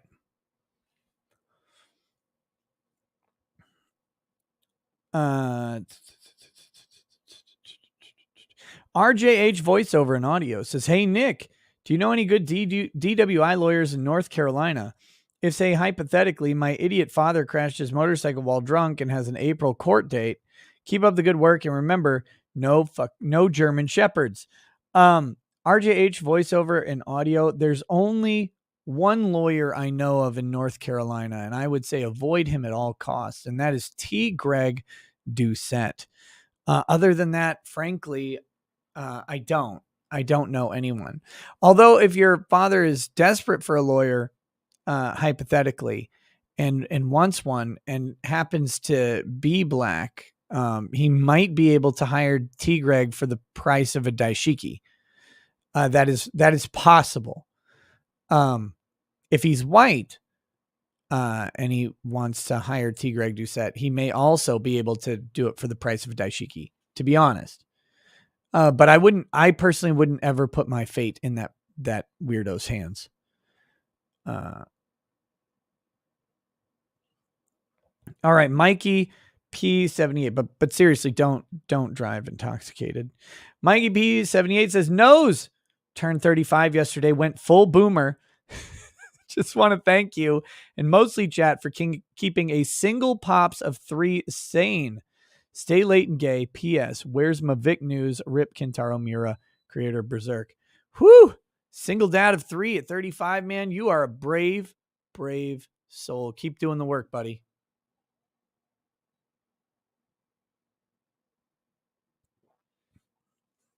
Tina says, hey, Nick, something sad happened. Can I get a toast?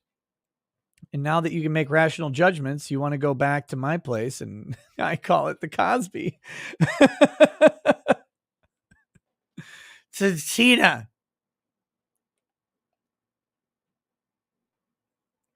whatever you want, it's fine. Let me take this off. Just kidding. Thanks, Tina.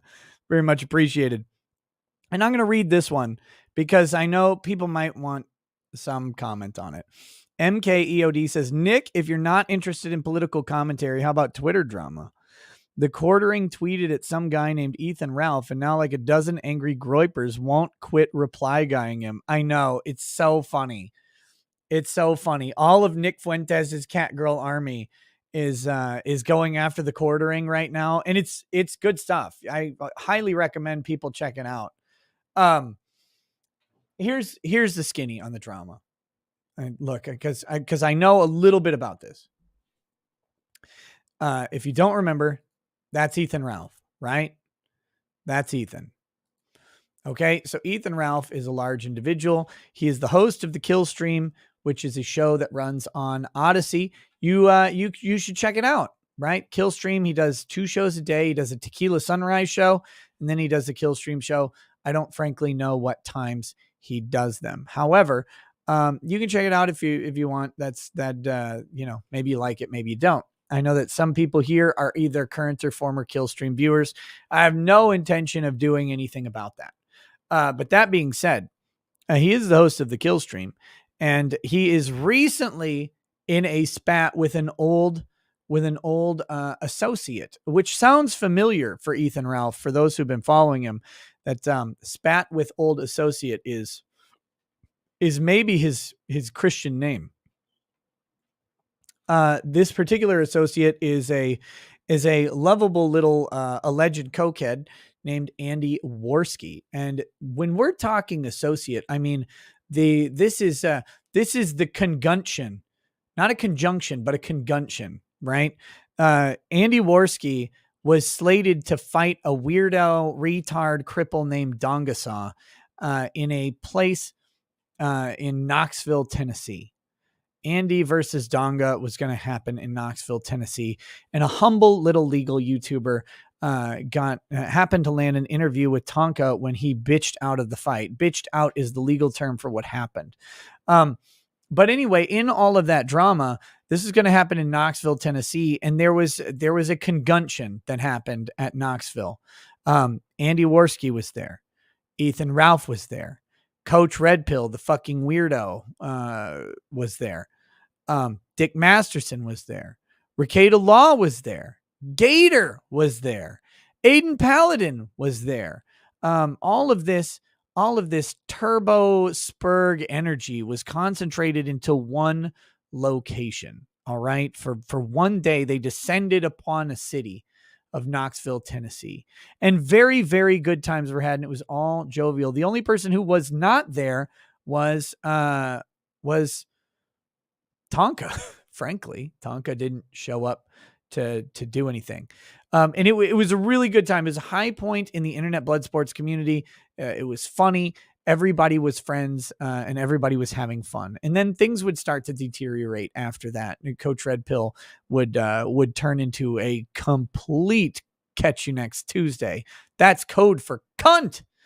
He would turn into a complete cunt, and still, now he's doing some weird like sedition LARP. I don't know. I saw something about it and I was like, Jesus Christ, Coach. Why don't you go back to your mistresses or whatever? Again, another one of those guys telling men how to be men who happens to, not be faithful to his wife. Just fucking weird thing to me, because to me, being a man is about being, is about putting your family, up at some sort of level that matters. But anyway, and then of course things would kind of quiet down, but Ethan Ralph would start to alienate and isolate most of the people involved in that, with the sole exception now being Dick Masterson. But up until just recently, Andy Worski and Ralph seemed to be on okay terms, but Andy Worski happened to go on a show with PPP several months ago. And PPP is the dildo in Ralph's front gunt. I don't know why he is still so butthurt over this relatively small YouTuber who's really only gained traction because Ralph is such a moron. But whatever. Andy went on the show with PPP, and that apparently made Ralph mad. And again, yet it made him mad like a year after it happened, because this is a while back. And so Ralph started firing shots at Andy. Well, this is all necessary backstory to the drama. Okay. You have to understand that Andy Worski was at some point going to move to Portugal. Andy Worski is a Canadian. God love him. For whatever reason, God made him a Canadian. Andy Worski's Canadian, but he was going to move to Portugal. It was a big thing. That fell through. I don't know what happened. I don't know why it fell through, but Andy, from what I understand, is not a Portuguese sausage right now. I believe he's still a Canadian bacon. All right.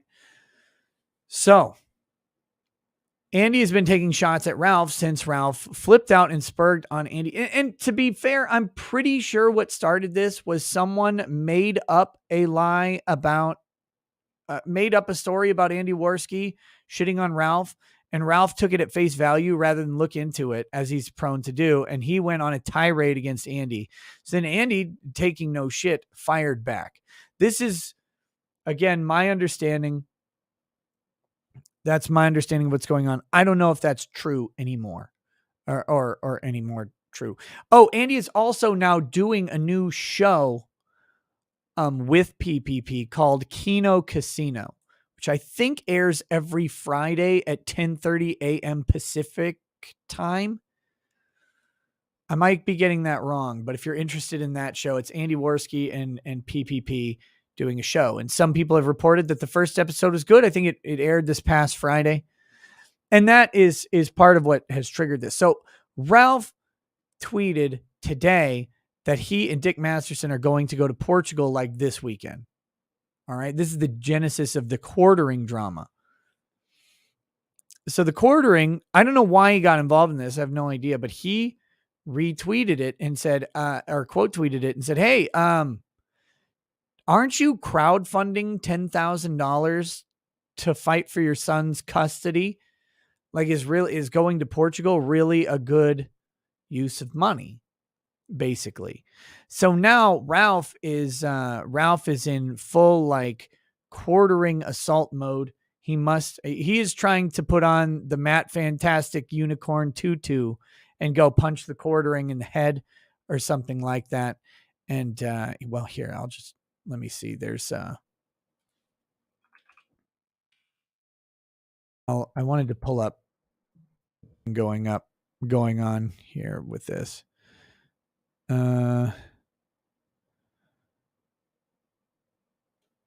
This is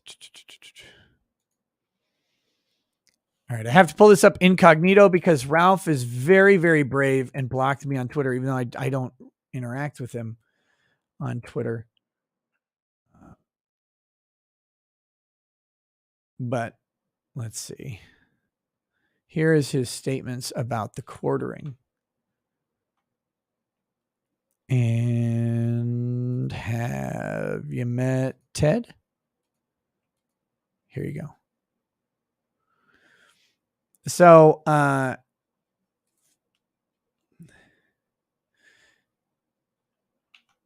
So yeah, the quartering, here's the quartering's tweet about going to Portugal. He says, I assume this is a meme.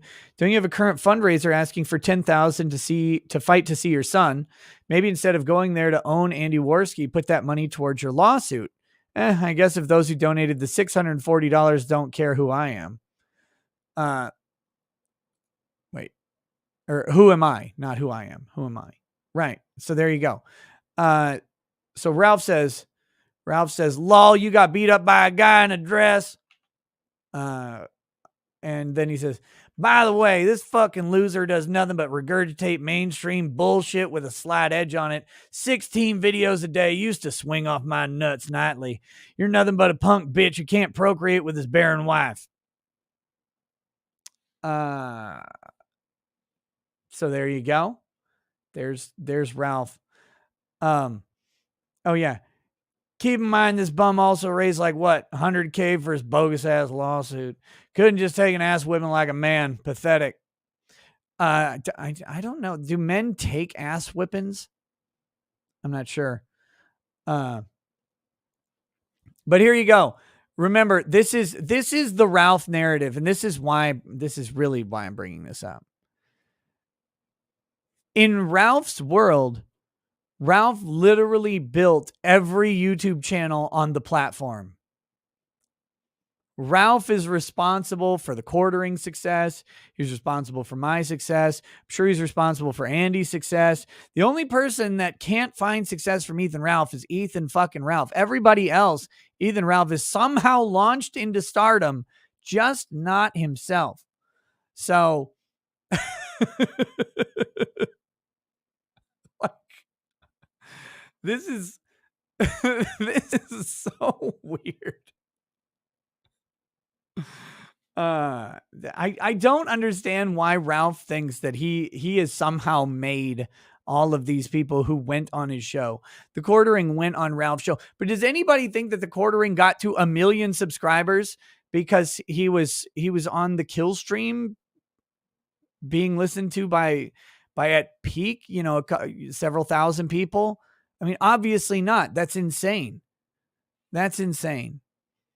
It's an insane position. You swing on my nuts. Like, really? No, you were asking people like the quartering to come on. You were asking them to come on to the show. You were asking the Keemstars. Did you build Keemstar's channel too? Is Keemstar, did he make his like 5 million subscribers because of the kill stream too, Ralph? Is that what happened? Like, who didn't get their success from Ethan Ralph at this point?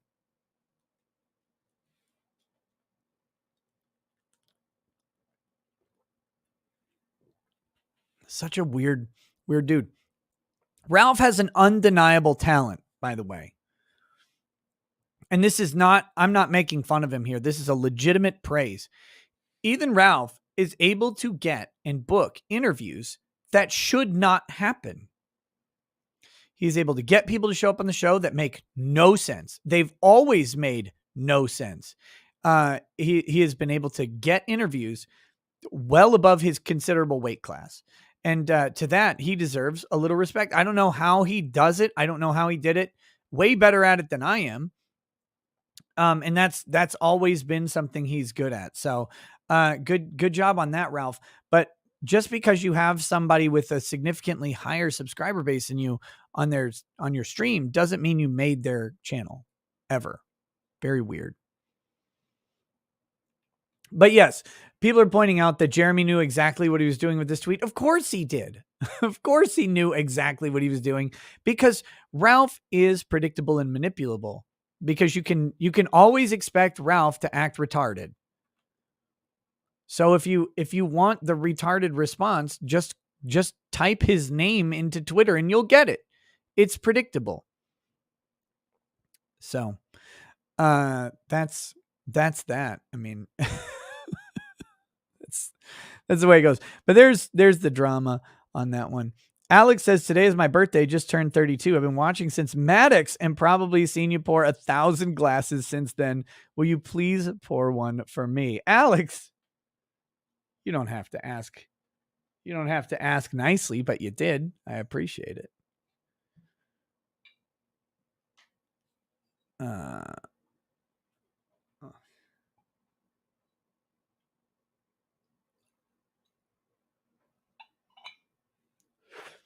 Paul said something very, very wise right here, and I really want to acknowledge it.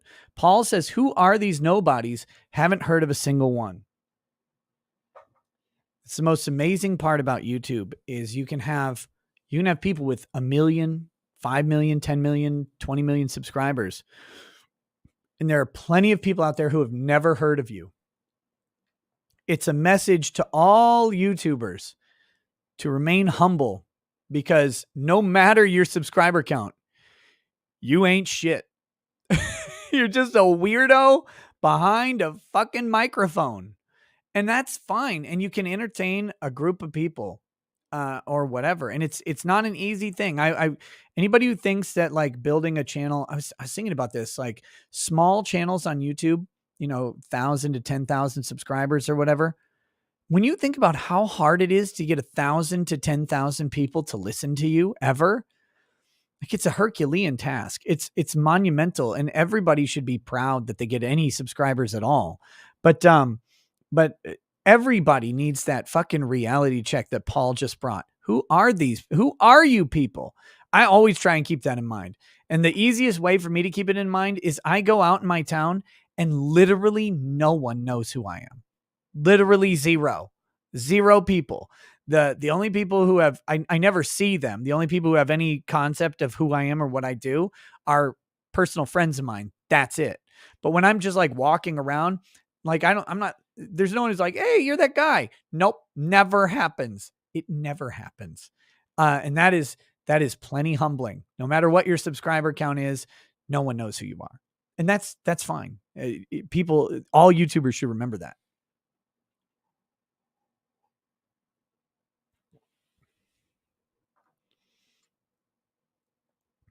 Are you saying internet famous isn't really fame? I'm saying no fame is really fame. It's the same for Hollywood people, right? A lot of a certain type of people know who Hollywood people are, and then there are people who don't give a shit about Hollywood. Drexel's been on. He's talked about his dad several times. For the longest time, Drexel's dad had only watched like 4 movies that I've ever been aware of. The only celebrities he knew of were golfers, because that's all he cared about. Golf pros, especially the goddamn Tiger Woods. Like he doesn't care about any of these people. He doesn't care about that Darth Vader. None of this matters to so many, and there's so many people out there who none of this stuff matters to. Hollywood, TV, or whatever. There are people who are too busy for any of that bullshit, and people who get big heads about it. That's at their own peril. You need to I just try and always remember who I am, and the fact that like you're just a retard with a microphone. By the way, to Alex, man, cheers, buddy. Thanks for being here for the long haul. I appreciate it.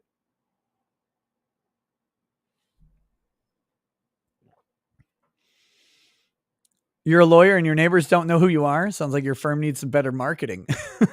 No, thank you. I don't want any more marketing for my firm. No, thank you. I've barely met my neighbors. We're happy hermits. Happy hermits.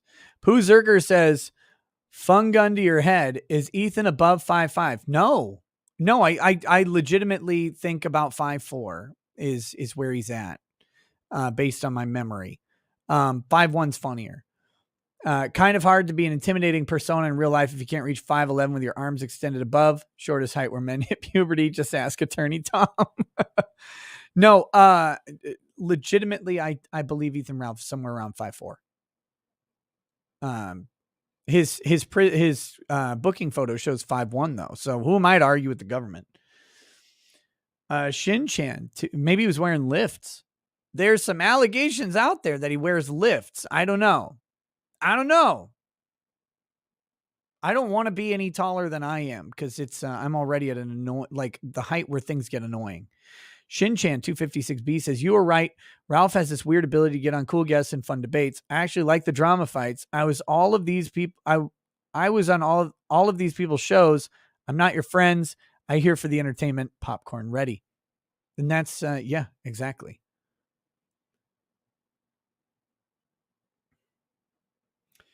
Angry Baneling, your poofy Indian hair doesn't actually make you taller than anybody.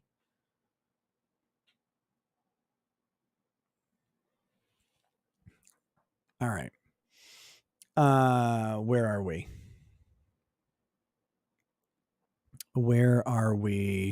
We are on, the cops charged for killing the 8-year-old. Way behind on this these stories tonight. Cops charge.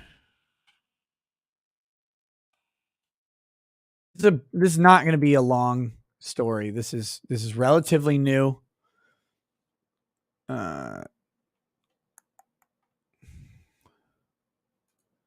Here we go.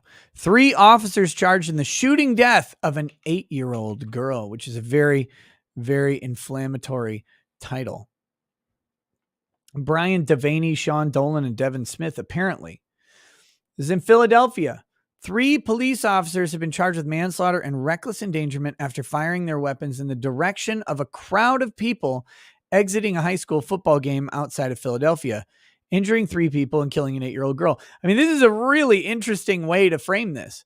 A grand jury recommended the charges against 3 Sharon Hill police officers, Devin Smith, Sean Dolan, and Brian Devaney, in the August 27 shooting that killed Fanta Billity.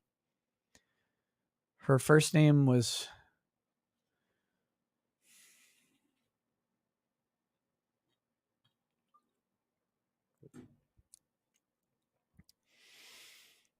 To the black community. I do love black people. I think you guys are great. I think you're hilarious and fun. Please stop naming your children after brands. Please, for the love of God, stop naming your children after brands.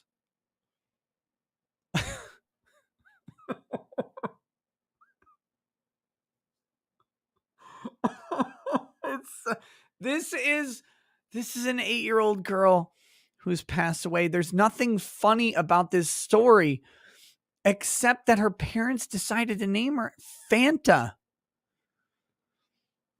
It's got to stop. Drexel always talks about Walmartarius or whatever. Walmartavian. I can't even remember the name. I'm taking my son Cottonelle and leaving now. Like, what are you doing? Stop naming your kids after damn brands.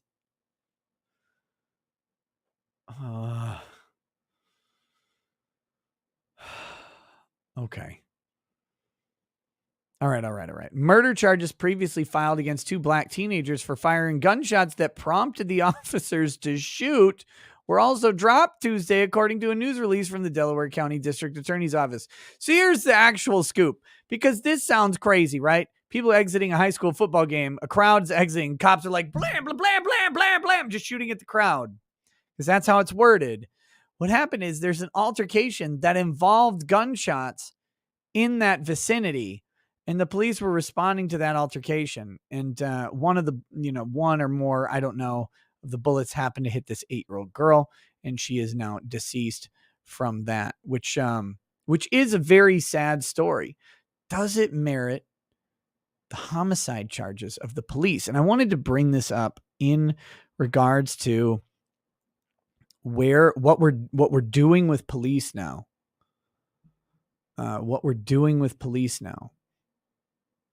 These guys are responding, and how police are supposed to respond.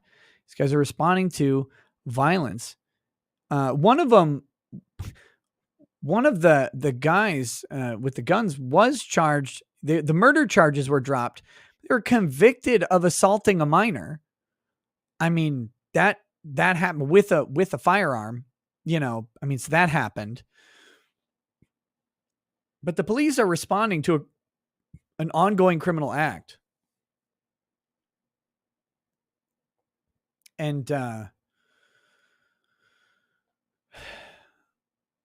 do we manage this? Like, how do we navigate this? I don't know. Let's see what this news story says.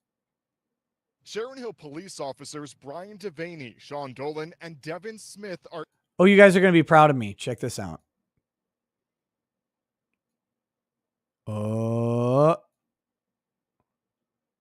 each charged with 12 counts of manslaughter and reckless endangerment in connection to the death of Fanta Billity, plus the wounding of 3 others. These officers made a split-second decision to return fire.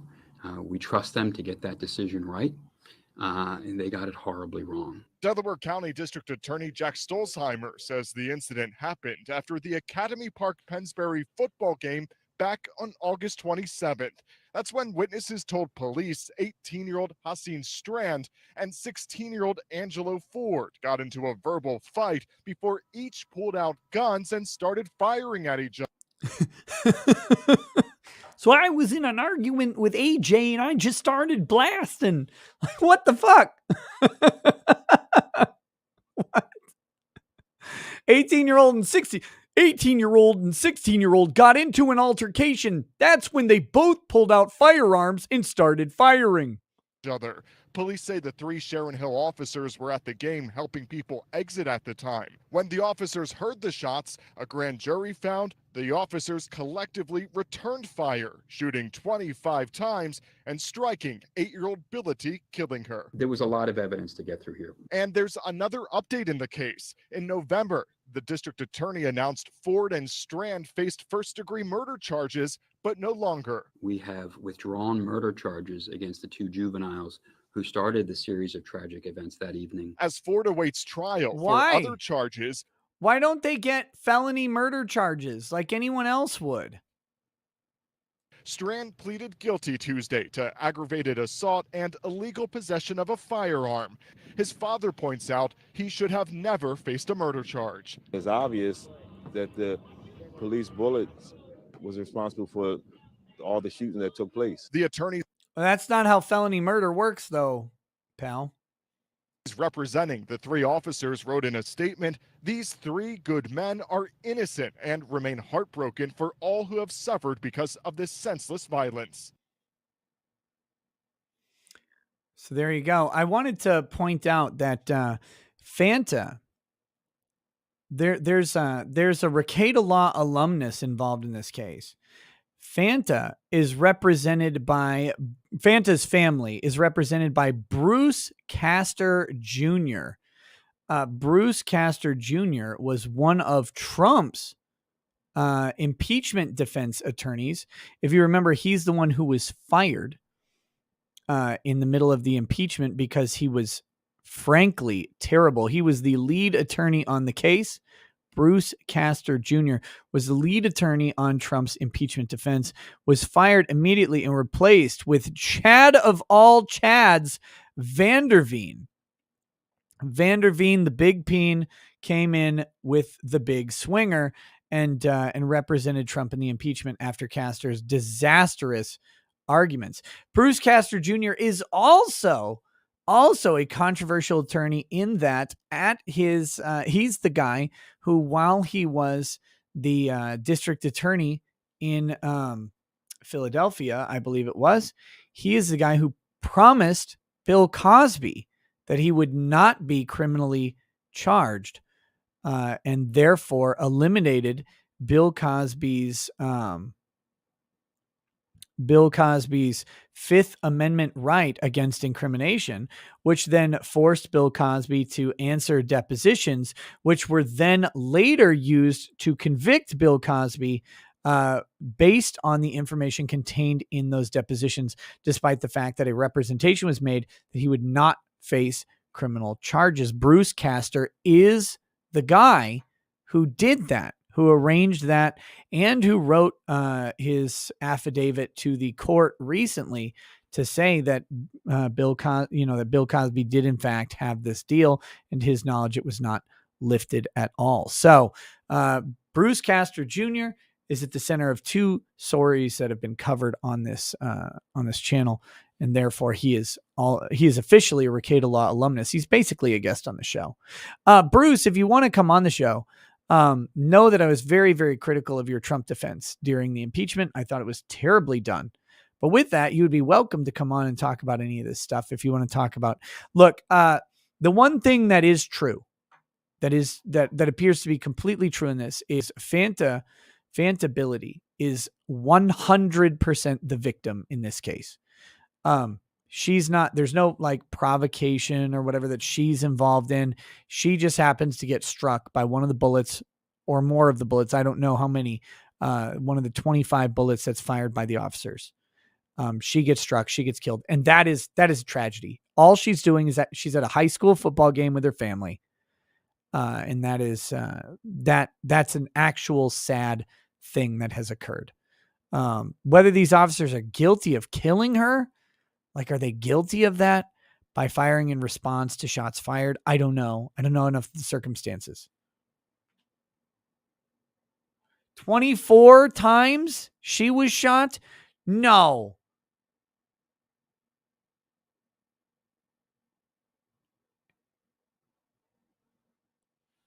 That's got to be wrong. Hold on. If that's right, then you know what? Fuck these guys. I don't necessarily, I can't.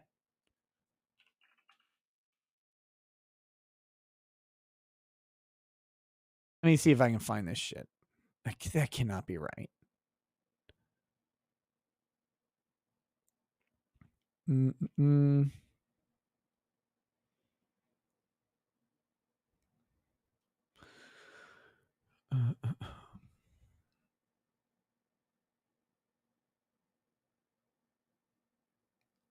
No, I don't think she was struck 24 times. I think one time.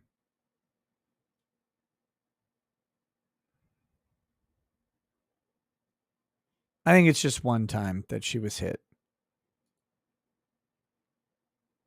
Chat's probably trolling.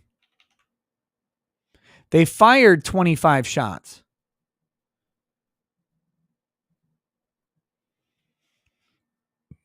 But I think only one actually hit her.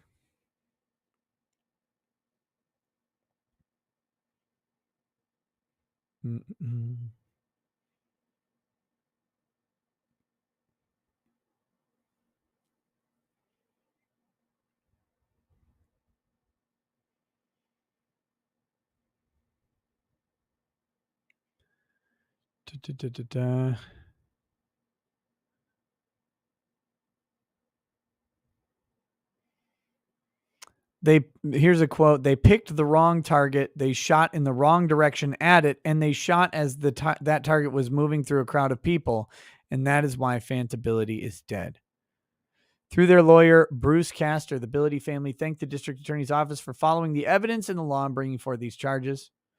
From the beginning, Stoldsteimer assured them that he would seek justice for Fanta, and today's charges indicate that he's done exactly that, Castor said, adding that they made the right call. So there you go. They are expected to appear in court for a preliminary hearing on January 27th. So yeah, that's this story here. We got a couple more chats. Poozerger says, serious question. I'm X.X plus 0.75 inches tall. My license says X.X, but I think I could round up. To Nick and chat, what say you? Are we playing by football combine rules where we round down? It depends, man. If your license says 5'11.75, then be 6 feet. Because the difference between 5'11 and 6 feet is 6 feet. That's mathematically true. But other than that, is there a benefit to being listed taller? I can't think of much. The bigger you are on your ID past a certain point, the more dangerous you appear to everybody on paper. So DBZ says WTF committing a felony which leads to a death is felony murder. Soros DA, black privilege, 25 shots, teach police how to frickin' aim, firing into a crowd that's nuts. All deaths, injuries should be relinquished to original perps. Maybe, I don't know. I'm interested in the case. I have no idea. I can't imagine firing into a crowd unless you believe that the crowd was in danger, but maybe you thought they were, right? It's hard. It's hard to, these are hard cases.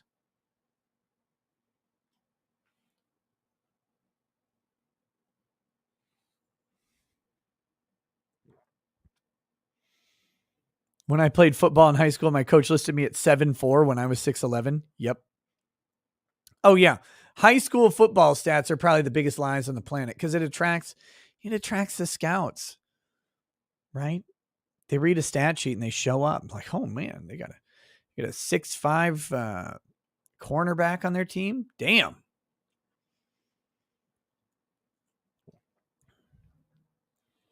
Okay. The last story that I had was Microsoft buying Activision. I don't know if we need to go through that again. HBG, I'm not. No, that was from the chat. Someone said 6'11". I didn't. You know, it's easier to disprove than me being 6'11" is just me playing football. Oh my God, I'd be broken. Like a bundle of sticks.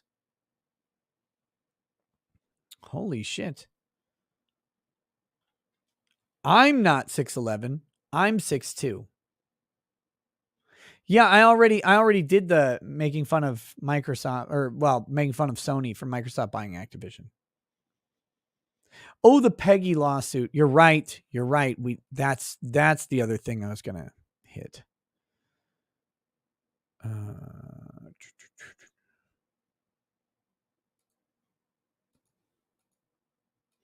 Let's take a gander at this thing. So this is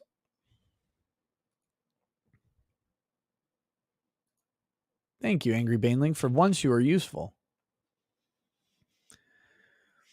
So this is the magistrate's recommendations, right? So here's how federal court works on these preliminary hearings. All shit goes into the court, and a magistrate judge makes recommendations that the district court judge can adopt or not adopt. And typically what you do is you either accept the recommendations of the magistrate. You don't have to say anything if you do that, or you can object to the recommendations by the magistrate. And you can file your objection, and then the district court judge will read your objection, and then they'll make a decision on whether they adopt it or not. Most of the time, they're going to adopt it. So here we go. This is John Lamont and Preston Poulter versus Dean Asif, DA Talks, Victoria Koendert, aka Vickyverse, and Ethan Van Sciver, aka the Pie Lord. Findings, conclusions, and recommendations of the United States Magistrate Judge. Oh my goodness. The yawns are real today, y'all. Debbie O says, did Microsoft overpay for Activision or something? Is that why their stock went down by almost $8 a share today? Why Microsoft's? I don't know. Activision's stock went up from what I heard, but Microsoft went down. They dropped almost $80 billion on it. That's a shit ton of money. I think that's overpaying personally. But you know, for Microsoft to have the ability to bring exclusive giant AAA titles, maybe it's worth it.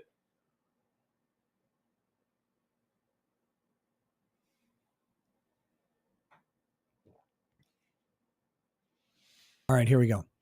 Plaintiffs John T. Lamont, a Texan, and Preston Poulter, a Floridian, bring claims of defamation, slander per se, cyber libel, and statutory libel against defendants Ali Dean Asif, DA Talks, alleged to be a citizen of California, Victoria C. Koendert, aka Vickyverse, alleged to be a citizen of New Mexico, and Ethan Van Sciver, alleged to be a citizen of New Jersey. The United States District Judge Ed Kincaid referred this case to the undersigned United States Magistrate for pretrial management. Van Sciver moved to dismiss the claims against him under Federal Rules of Civil Procedure 12b2 and 12b6. Plaintiff responded to the motion to dismiss. Asif, proceeding pro se, answered the FAC, the first amended complaint. He then moved to dismiss the claims against him under 12b2 and 12b6. Now, notice, reminder that I pointed out that this is probably a problem because he answered his 12b2 motion was not going to work. His 12b6 motion might. So we'll see how that turned out. As for Koendert, after she failed to respond to the first amended complaint, defendants moved for entry of default, which the clerk of court entered. The undersigned now enters these findings of fact, conclusions of law, and recommendations that the court should grant Van Sciver's motion to dismiss under Rule 12b2, dismissing the claims against him without prejudice, and deny Asif's motion to dismiss. Applicable background. Plaintiffs allege the following facts. John Lamont is a writer and illustrator of gothic and fantasy comics that are primarily released through the internet and dedicated community chat rooms and YouTube channel. Preston is a publisher, producer, writer, and illustrator of gothic and fantasy comics, and also hosts a web presence called Comicsgate, and hosts a show on YouTube. Preston Poulter hosts a web presence called Comicsgate. That doesn't seem correct.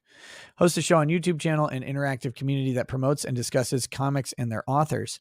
Optical Illusion Studios released The Demonatrix, a Dazed 3D comic series that premiered on March 1st, 2021, was written and illustrated by plaintiff John T. Lamont. Let me just interject personally that looks like a fucking pedo comic. And the reason I say it looks like a pedo comic is the description, which involves a minor having sex with some sort of weird sex demon, and that sex demon being in the shape and form of a fucking child on the art. That is my opinion. That looks like a fucking pedo comic. Preston Poulter promoted the Demonatrix comic and placed it in the Comicsgate umbrella of recognized comics, which that is not accurate at all, but okay. The storyline of the Demonatrix is fictional.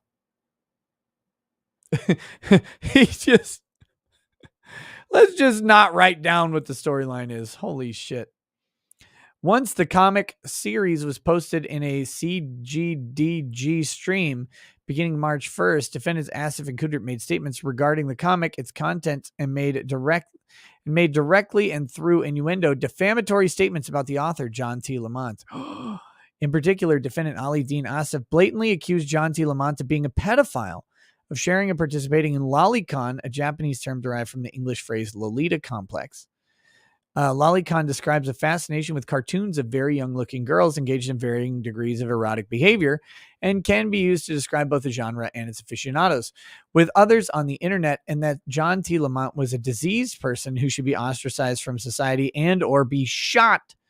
Among other statements, defendant Ali Dean Asif, a.k.a. D.A. Talk, made the following defamatory statements about Mr. Lamont on a public platform to Victoria C. Kundert, a.k.a. Vickyverse. 3D depictions of little girls having sex shows the guy is pedophilic. I mean, I don't see how that's a defamatory statement, personally. That is the root of an opinion statement right there. This thing that he did shows that he's a pedo. This guy is making FB pedophilic comics. Lolly in 3D renders it to be pedophilic. He is a disease-minded fucking person who should be ostracized from society. John Lamont is a pedophile. John Lamont is attracted to drawings of children. I mean, is that not an opinion statement? Okay. John Lamont is a pedophile. They should be shot. They're just using they as the proper pronoun. Again, on April 12th, 2021, defendant Ali Dean Asif, a.k.a. D.A. Talk, made statements to Big Daddy on a public platform. In his statements, he repeated his prior defamatory statements that accused Mr. Lamont of being a pedophile, and his comic is a pedophile comic. Dean Asif, a.k.a. D.A. Talk, further stated that he should be shamed and not normalized. He should be. Fuck these weirdos. Defendant Victoria C. Kundert, a.k.a. Vickyverse, endorsed, adopted, and republished the above statements made by defendant Ali Dean Asif. DA Talks, and on the same public platform, made the following defamatory statements that were attributed to John Lamont. Created women that looked like they were women that looked like they were underage. A woman that looks like that you would go to jail for fucking. It's lolly in 3D reflection. Just because lolly is legal doesn't mean it's not child porn. A double negative. Women that are created young enough to look like they're underage. Like, what? These aren't this is not a defamatory statement. That's weird. This isn't a defamatory statement. This isn't a defamatory statement. This isn't a defamatory statement. And this isn't a defamatory statement either. None of these are actually defamatory. Like, what about that is defamatory? Like, honestly, what about that is defamatory? I genuinely can't figure out what about those statements. Now, her repeating Dean statements, are those defamatory? I mean, maybe the court determines that. But this fucking hell, this is not. On April 25th, 2021, defendant Ethan Van Sciver joined the Ali Dean Asif DA Talks and Vickyverse on the DA Talks' YouTube channel and stated that they wanted to obtain the Comicsgate trademark and would protect the trademark by preventing Preston Poulter from publishing child pornography. In discussing Ethan Van Sciver's trademark dispute with Preston Poulter, defendant Ethan Van Sciver said, "In order to have a trademark, you have to protect it. I will not allow it to be put on child pornography by Preston Poulter." Again, on April 25th, on the DA Talks YouTube channel, defendant Ethan Van Sciver repeated his accusation that Preston Poulter was a child pornographer. Defendant Ethan Van Sciver stated, "I don't want Preston to make child pornography and put Comicsgate on it." Defendants DA Talks and Vickyverse endorsed, agreed, adopted, and republished Ethan Van Sciver's defamatory remarks. But they are recommending this be dismissed against Ethan. Ethan Van Sciver and Preston Poulter have a previous issue over the Comicsgate trademark that Ethan claims is no longer of interest to him, but he made statements on the DA Talks YouTube channel that he would do whatever he had to do to interfere with Mr. Poulter's comic business. So the reason they're writing this way, I can explain this. The reason they're writing this way is because when you're dealing with a motion to dismiss, the facts need to be framed in the most favorable way to the non-moving party. So in this case, John Lamont and Preston Poulter. So the facts, this court is actually doing this correctly, which we haven't actually seen on some of this defamation stuff, but they're the moving party. Ethan, DA Talks are the moving party. So all of the facts are going to be skewed in favor of John Lamont and Preston Poulter for the purposes of the motion. So that's why they're writing it that way. Okay, so this has to be the best take for Preston and John. Defendants Ali Dean Asif and defendant Vickyverse accused Preston Poulter of knowingly promoting and supporting John T. Lamont despite his alleged knowledge that John T. Lamont was a pedophile. In addition, by innuendo, they ascribed the same alleged deviant behavior of John Lamont to Preston Poulter, because as owner of Comicsgate and his dedicated Discord server, he actively defended John T. Lamont, promoted John T. Lamont, participated and hosted ongoing exchanges between participants of Lolicon through Comicsgate, and thus shared an interest in underage girls having sex, as allegedly represented in John T. Lamont's The Demonatrix comic. So he's talking about pedophile shit and defending pedophile shit, so they called him a pedophile. Again, quintessentially opinion statements being stated by the court. However, they are writing this in the way most favorable to the plaintiffs.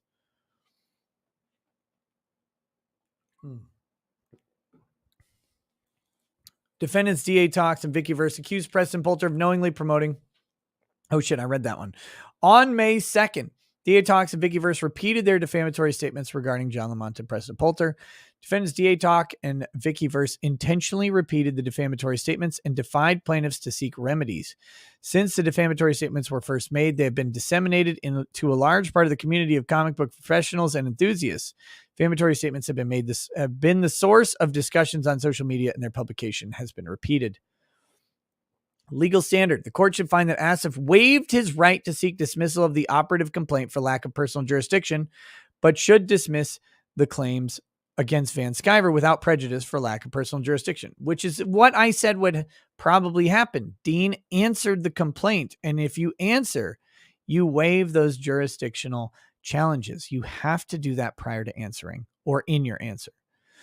So when a non-resident defendant moves to dismiss for lack of personal jurisdiction, the plaintiff bears the burden of establishing the court has jurisdiction over the non-resident. Defense exists to ensure fairness to defendants and to protect federalism. Consistent with these values, they must have fair warning that his activities may subject him to another state's jurisdiction, blah, blah, blah, blah, blah. If the court rules in the defense without an evidentiary hearing, the plaintiff bears the burden of establishing only a prima facie case of personal jurisdiction. Court will accept the plaintiff's uncontroverted, non-conclusional factual allegations as true and resolve all controverted allegations in the plaintiff's favor. Federal district court may exercise personal jurisdiction over a non-resident defendant. I agree. I think Nick glows. I wish, man, if I were a Fed, oh man, everything I said would be protected and I would never get strikes or demonetization on YouTube. Holy shit. Make me a Fed. Make me a Fed. Give me that good glow. Give me that glowy glow. Inject that luminol right into my fucking urethra. Federal district court may exercise personal jurisdiction over non-resident if the long arm statute permits it and the exercise of jurisdiction is consistent with due process. As Texas long arm statute extends as far as constitutional due process allowed, we only consider the second step. 2 types of personal jurisdiction may be exercised over a non-resident defendant, specific in general.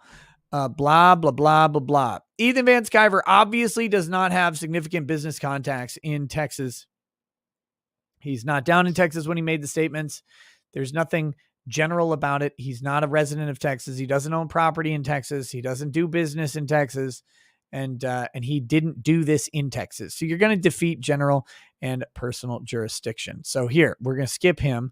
Starting with ASIF, the federal rule of civil procedure required that a party raise certain defenses by motion or in its first response of pleading, including lack of personal jurisdiction. Through his first response to the FAC, the answer that he filed on August 4th, ASIF asserted several defenses, but none were that this court lacks jurisdiction over him. This is why, by the way, it's so important to consult with an attorney before you answer anything. Because Dean could have easily gotten this dismissed out of Texas. Easily gotten dismissed. Mandy Karavichus says, don't you have a narrow urethra? No, I have a narrow ear canal, you weirdo. So the court cannot now consider Rule 12b2 as a basis to dismiss the claim.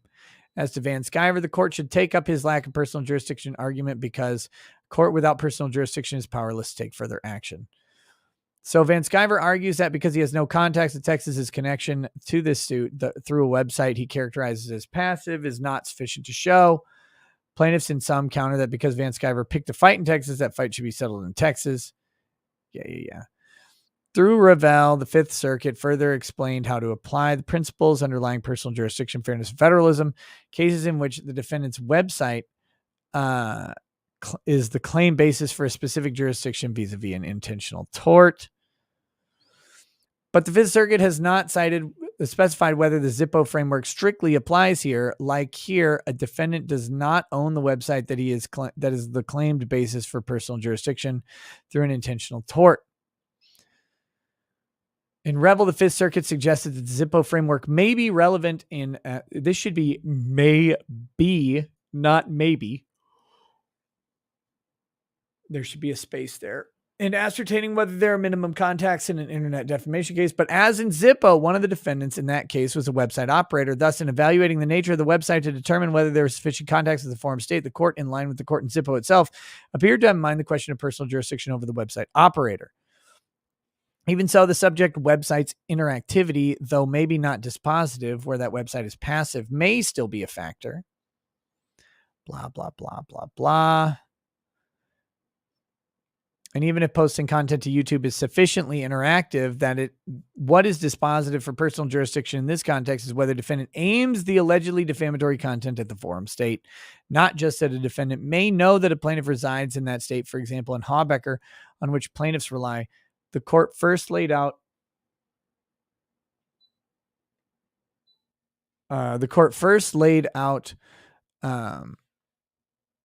the allegations demonstrating the defendant both knew that the plaintiff resided in Texas and the defendant targeted the plaintiff in Texas. So again, you have to show that they wanted this to go to Texas, not that they wanted it to go out to the public. Plaintiffs have not alleged that Van Sciver deliberately acted to make contact with Texas. The court should therefore grant Van Sciver's motion to dismiss to the extent that it should dismiss the claims against him without prejudice for lack of personal jurisdiction. This means they could, in theory, raise the claims in New Jersey if they wanted to.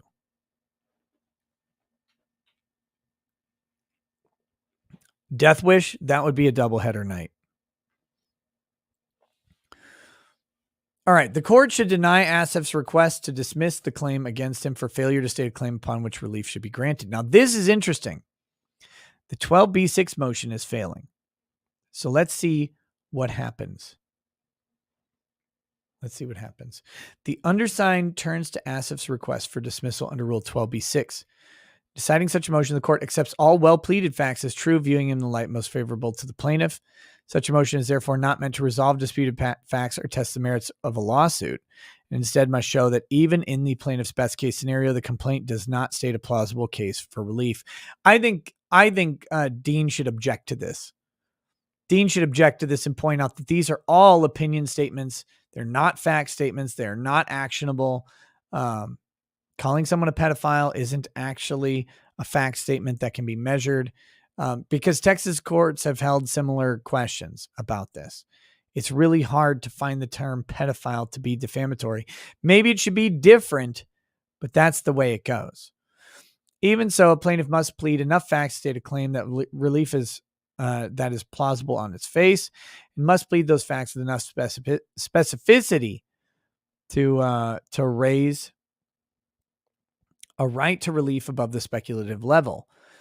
Although this framework is one-sided, the issue is not whether the plaintiff will ultimately prevail, but whether he's entitled to offer evidence to support his claims. The other side will have its say later. A claim has facial plausibility when the plaintiff pleads factual content that allows the court to draw the reasonable inference that the defendant is liable for the misconduct alleged. The plausibility standard is not akin to a probability requirement, but it asks for more than a sheer possibility that a defendant has acted unlawfully. And a claim for relief is implausible on its face when well-pleaded facts do not permit the court to infer more than the mere possibility of misconduct.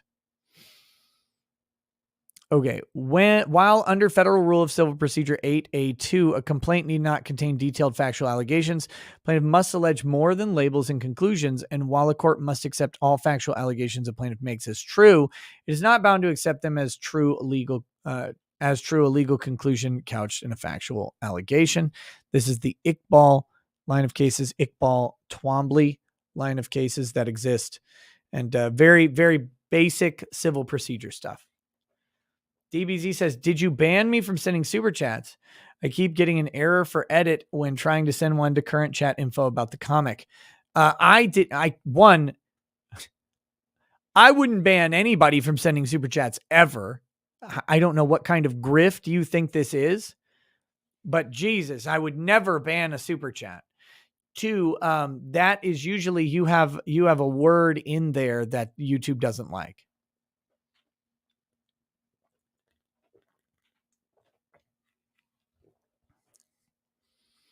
I dare you to send a super chat that would make me ban you from sending super chats. I dare you to try. I double dog dare you. I promise you could never send me money that I'll turn away. You couldn't do it. Couldn't do it. Not even. I dare you to try. I dare you to send me all of the money and see if I'll turn it away. I bet I won't. Bet I won't do it. You try it. You try it. If you don't try it, I'll call you a pussy. Call you a little weak man with small hands like Marco Rubio. Little Marco running around with the tiny hands. Anyway, speaking of that, Philip T says, hey, Nick, just saying I love your content. Can you please pray for my dad? He's in the hospital with COVID and has a heart attack on top of it.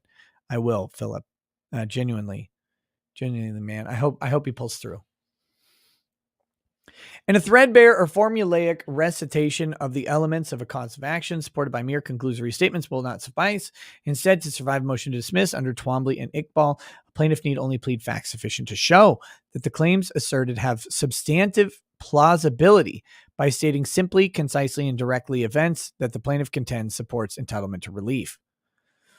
Determining whether a complaint states a plausible claim for relief is a context-specific task that requires the reviewing court to draw on its judicial experience and common sense. All right. So aside from matters of which judicial notice may be taken under Federal Rule of Evidence 201, a court cannot look beyond the pleadings in deciding Rule 12b6 motion. Federal Rule of Evidence 201D expressly provides that a court may take judicial notice at any stage of the proceeding, and our precedents confirm judicially noticed facts may be considered in a ruling on a 12b6 motion.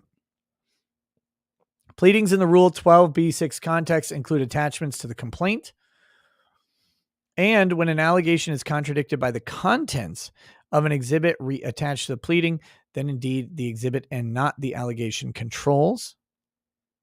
All right. Documents attached to a motion to dismiss are considered to be part of the pleadings if they are referred to in the plaintiff's complaint and are central to his claim. And while the United States Court of Appeals for the Fifth Circuit has not articulated a test for determining when a document is central to a plaintiff's claims, case law suggests that documents are central when they are necessary to establish an element of one of the plaintiff's claims. Thus, when a plaintiff's claim is based on the terms of a contract, documents constituting the contract are central to the plaintiff's claim. Very interesting there, actually. But if a document referenced in the plaintiff's complaint is merely evidence of an element of the plaintiff's claim, then the court may not incorporate it into the complaint. And again, a plaintiff may not amend his allegations through a response to a motion to dismiss.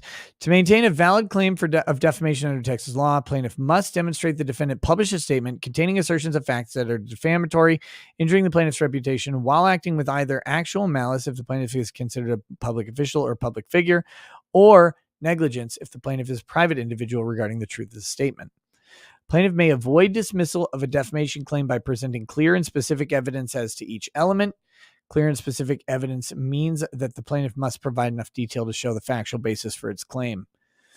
Defamation may occur through either libel or slander. An action for libel requires the publication of a defamatory statement about the plaintiff to a third party in written or other graphic form, while slander is defamation in oral form that is likewise published to a third party. Libel or slander, the threshold question in a case alleging defamation is whether the words are used are reasonably capable of a defamatory meaning. A statement is defamatory when it tends to injure a living person's reputation or thereby expose the person to public hatred, contempt, or ridicule, or financial injury, or to impeach any person's honesty, integrity, virtue, or reputation.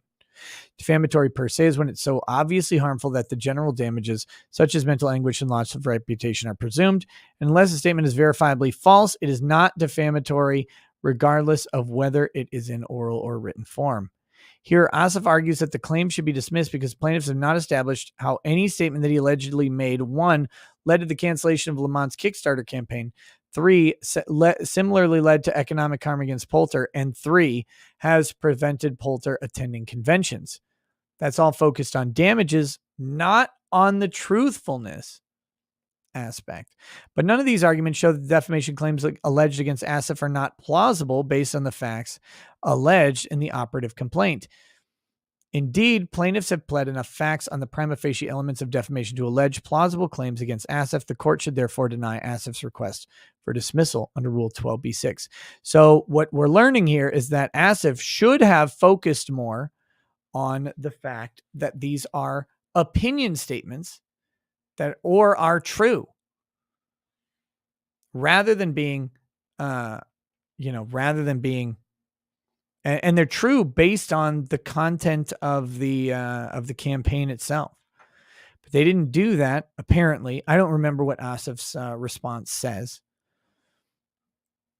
But the fact that they are opinion statements is the biggest strong one. I mean, even the statements listed in this document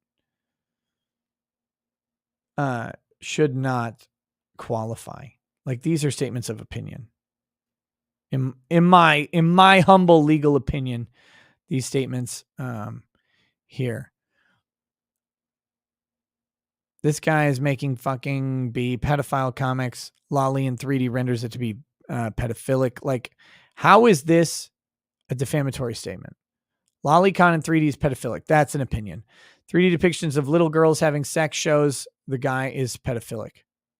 Okay, again, how is that not an opinion? The very wording and phrasing of it is an opinion.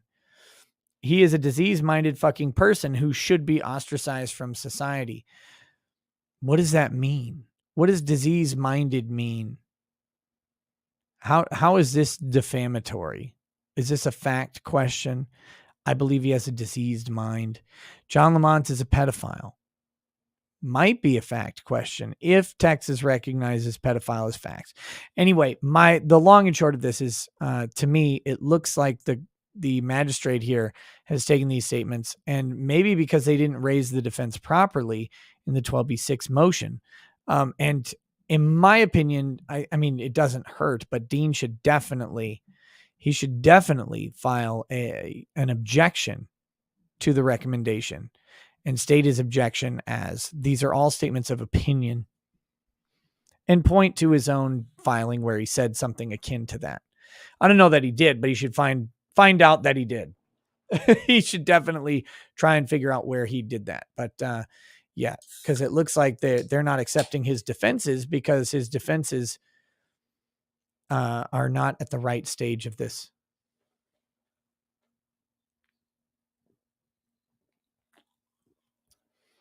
Dear God, Nick, your arguments here could be used against Vic. They have been used against Vic.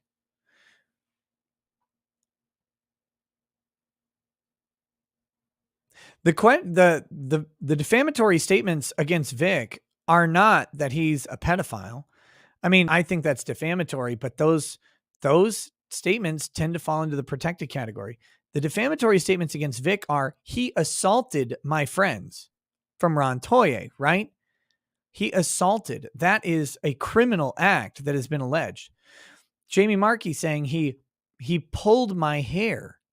He whispered something sexual into my ear. Monica Rial saying he grabbed me by the arms and threw me on the bed and climbed on top of me and forcefully kissed me. Those are defamatory statements. Those aren't Vic is a bad guy, Vic's a pedo, Vic's a sex pest or whatever. Like, as much as I think that those statements are damaging and should probably be considered defamatory, especially in the way that they're obviously used. I mean, the defamatory statements against Vic are actual factual claims made by the people, not just their little opinions. Those opinions have been circulating about Vic forever. He's addressed them. People who say that his kissing of a fan on the cheek or the forehead is somehow pedophilic. I mean, he's addressed that shit.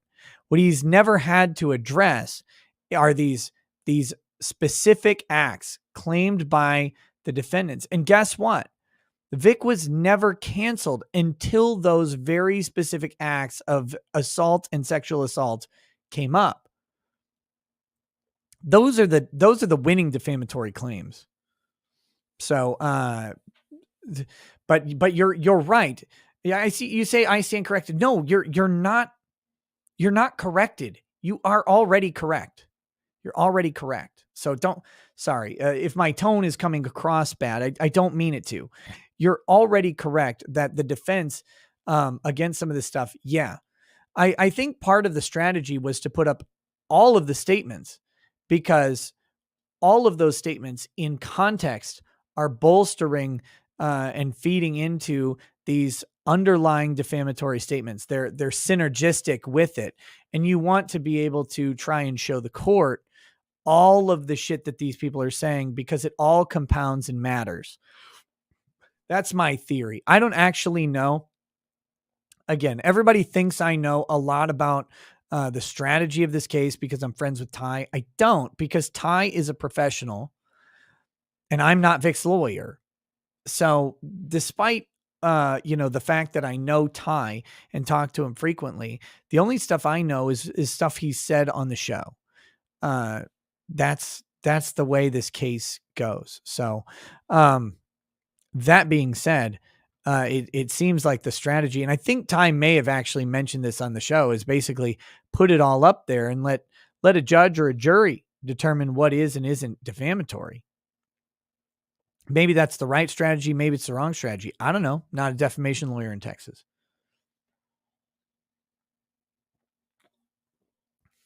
All right. But here you go. I mean, that's the big update in this case. And it is a big update. Ethan's out of the suit, most likely. I mean, the magistrate, Lamont and Poulter will be able to file an objection, say Ethan should stay. Ethan might respond to that response, but the magistrate's recommendation is most likely going to be followed. But I do think that it would be beneficial for Dean to levy the argument that these are opinion statements and are not sufficient. They're not sufficient on their face. That's the whole point of a 12v6 motion, is that these statements are not sufficiently defamatory because they're either true based on the plaintiff's own filings, or they are non-actionable opinion statements and they should be dismissed.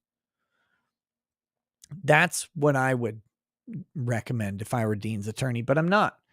And Dean's doesn't have an attorney and presumably doesn't have any money to hire an attorney because he doesn't have one already. But that's what I would suggest. Ola Kyle says, Nick, can you have a drink for my friend that just passed? He graduated top of his class in the Navy SEALs and was involved in numerous secret raids on Al Qaeda and had over 300 confirmed kills. Okay, fuck you. Yes, I'll have a drink for him, though. I know his name, by the way, Ola Kyle. You're not the only one who knew this guy.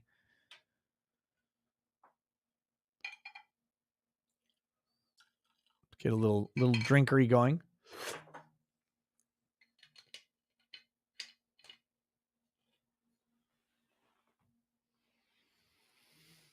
To Ola Kyle's friend, the Navy SEAL, his name was, do you know who the fuck I am, you little shit? May his passing be marked.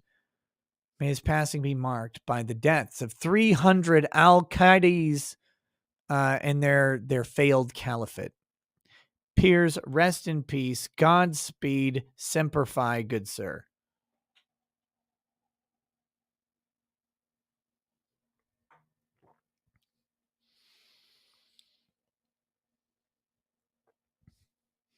Mandy Karavichus says, do you realize Microsoft owns the Warhammer Plus 40K IP for video games? Dawn of War 2 and 3, Space Marine, etc. And now they'll also own StarCraft. I brought this to Angrily Baneling's attention. I think he's having an existential crisis.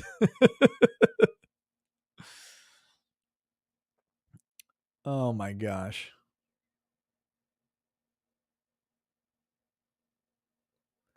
Oh, wait. Oh, shit. Semper Fi is Marines. Oh, damn it. Damn. What's the Navy one? What's the Navy one? Ow, my ass. I think that's the Navy one, right? Dive deeper, U.S. Navy.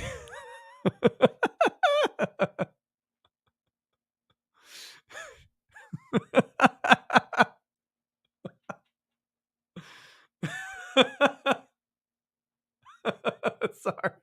I did not mean to disrespect any of the fucking crayon munchers in the chat. My apologies. My apologies.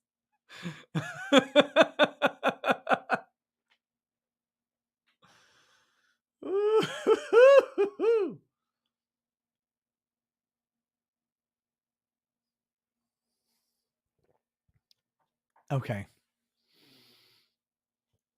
All right. That's too much. Too much fun for one day. Let's wrap up this show. I got super chats to read. We got Odyssey chats to read as well.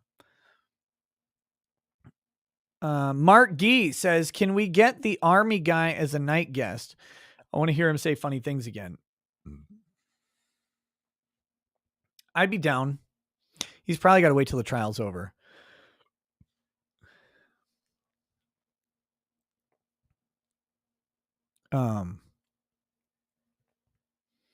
Malik Foxon says, aren't consoles sold at a loss or whatever, and they just make up the difference in the game sales and licensing?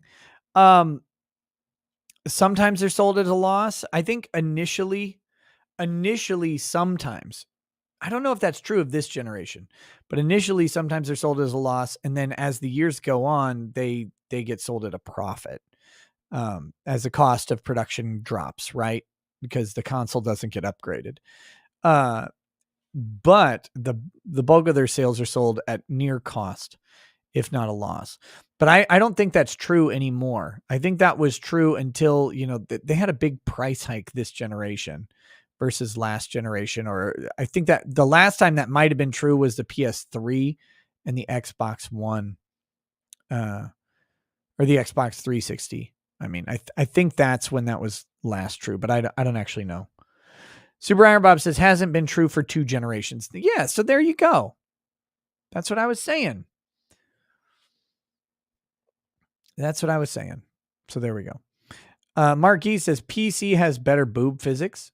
He also says, what do you say when you see your TV floating at night?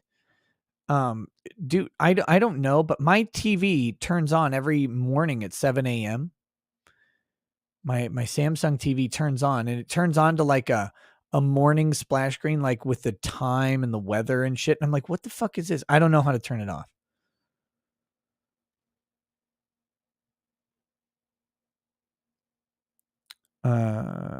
Mark Gee says, what do black men and sperm have in common? 1 in a million work. Oh my God. That was very racist. Mephisto's movie review says, I can answer your Führer question from the start of the stream. His name is Alex Afsarabi, the main guy who was named in the lawsuit and who was quietly let go a few months before the whole shitstorm hit the fan. Herman Arminius says, 2 questions. Are you sure you won't ban anyone for a super chat? And 2, can you open a beer bottle with that nose? Yes and yes. Again, I challenge anyone to send a super chat that would get me to ban them from sending super chats. That doesn't make sense to me. Why would I prevent money from coming in?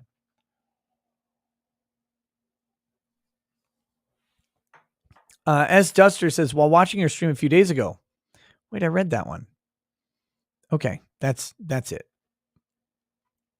That's it, I think, on the Odyssey chats.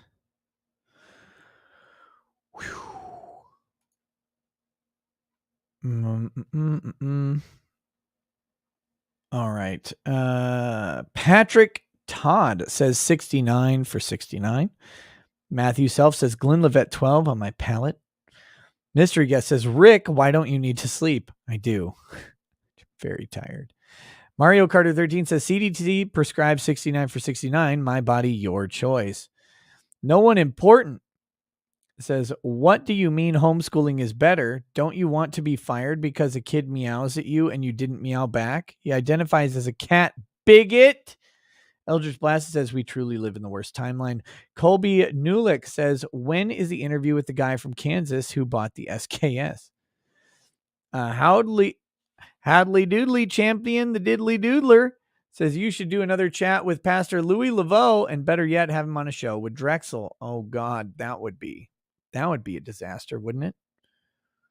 Did you see Drake getting sued over putting hot sauce in a condom? I did not.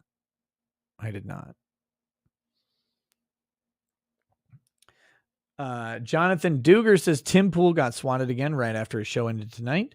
Weaponized Autism says, quick, somebody edit in Dumpster Warrior saying, take your swing, right before the guy gets hit with a bat. Take your swing. Blink.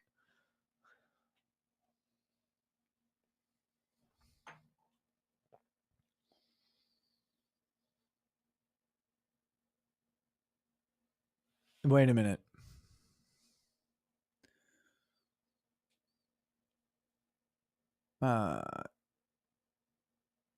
What was the holy shit? You'd get banned?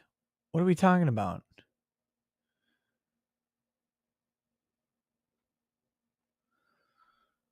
Or was that just over the condom thing? Damn. Don't Mind Me says, after Sony purged the PS Vita and PSP from their supported systems and moved their base to California, they've gone downhill. Yep, they have. The PSP and the Vita were some of the coolest fucking technology out there. And Sony had this opportunity to make an Apple-esque ecosystem, which I'm not actually a big supporter of the ecosystem thing because I think it closes content up if you do it wrong. If you do it like Apple, I hate it.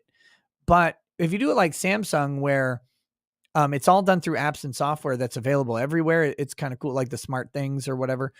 But Sony had the opportunity to incorporate the PlayStation with Sony Vaio laptops and PCs, and to also incorporate the Vita and the PSP into that ecosystem. And they just dropped it. They just decided not to. And it's like, why?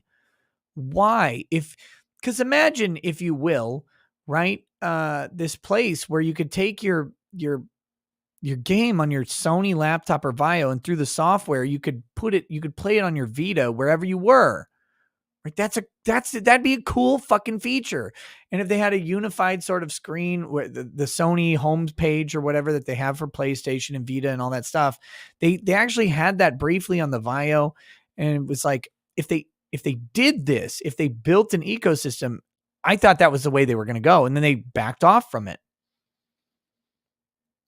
It's dumb.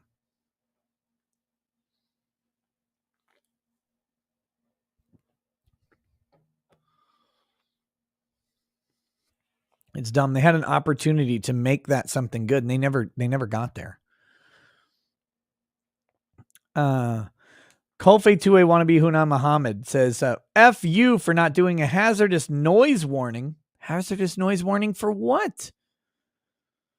Blue C says Tim Pool was swatted again. Nesquick says BBC gang inbound. Love you. Angry Bellsprout says, what happened to the archive channel? Saw a YouTube short with Ronnie O'Neill III, a couple of frames. Tried to link a stream of the best lawyer ever doing his thing. The archive channel is currently banned from YouTube. So is the Ricada Media channel. I'm working on it, but I don't know what the prospects for that are. Olaf, son of Ramses, says, I was in Ignis Celestis in EQ2 Fun Guild. I never played EQ2. Mystery guest at once says, tell me you're a Quellius guy in EverQuest Classic. No, I don't play EverQuest Classic. I played on Solusec Row, and then my guild moved to Aeone Row when that split occurred. The guild I was in was Rest in Peace. They had the first server-wide, like global Nagafin kill, Lord Nagafin kill, but I was not part of it. Mario Carter 13 says he'll buy a squirt. Pretty sure that costs extra. The Dread Duck says the only true home is the Wrath. BOTS KEG CIW for life. Red Dragon 412 says, funny thing about cube crawls, it was literally just a whole team getting drunk at work. I went to 3 to 4. Nothing interesting happened except for awkward nerds being drunken awkward nerds. Of course, nothing interesting happened. Of course not.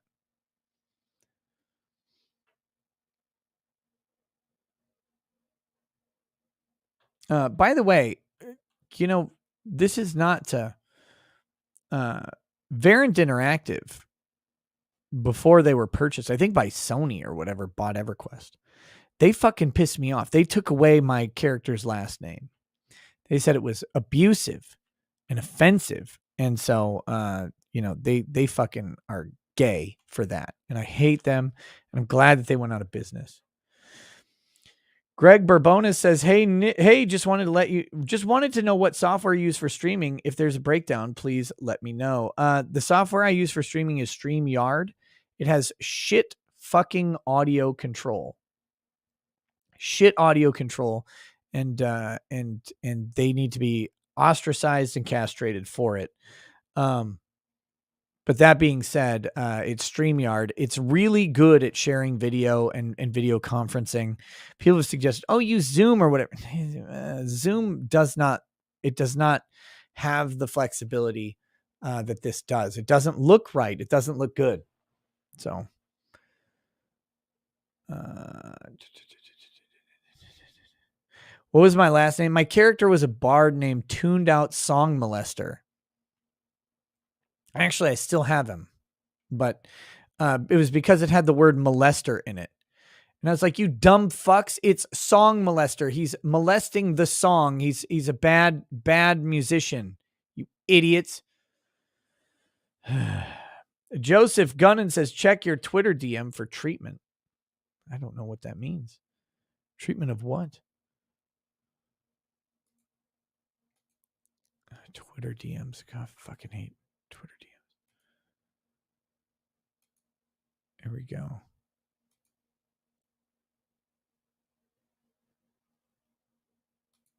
Oh, the COVID protocol for treatment. Holy shit. I'm not going to share this on, I might share it on my locals. I can't share this shit on YouTube, unfortunately.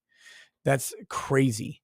Crazy town, but it's true. It looks true, but I can't share that.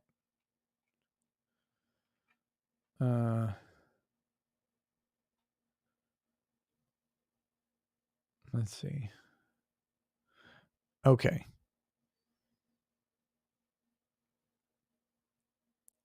Let's see.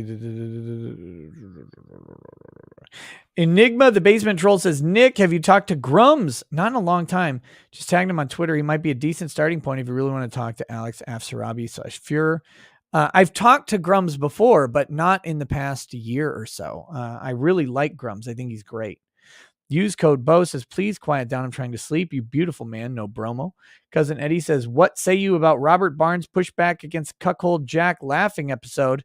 Sounds like he did some good things for kids. The Robert Barnes pushback against the Cuckold Jack laughing episode. I don't know. What was Robert Barnes' pushback? I'll say this. I will always and forever laugh at a giant cuck. And Jack Murphy is a giant cuck. He sent his wife out to be fucked by a guy named Matt from Tinder, and alleges in the same article that he sold his wife into literal prostitution. Not his wife at the time, his girlfriend. That he accepted money to have someone else have sex with her.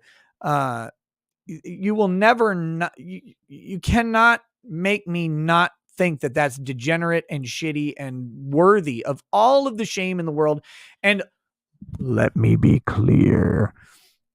Any man selling you on manhood who says peak alpha apex manliness is having some other guy penetrate your wife's vagina or anus or mouth with his penis is a charlatan fuck and should be exposed for who they are. And all Jack had to do, rather than fisting himself live on camera, was just say, that was my life before. It was bad. It was degenerate. Pimping my wife out is a decision I'll regret for the rest of my life. And I'm here trying to help guys not get to that place, not accept the lies of hedonism pushed upon us by a bunch of liberal morons who don't know anything. Look, I went to the very depths of sexual depravity and degeneracy, and I thankfully have come out on the other side and found that to be destructive to my life. And I'm here helping guys construct their lives. That's all. That's it. That's all he had to do. All he had to do. Instead, and here's the truth, no matter what anybody wants to say about it, Jack Murphy still believes how he believed when he wrote the article. He just knows that it'd be bad for business. Period. Jack Murphy knows. He knows that it's bad for business, but he still believes it. That's why he's so offended by it. That's why he's so defensive about it. That's why he won't just come out and say, yeah, that was shit. That was horrible.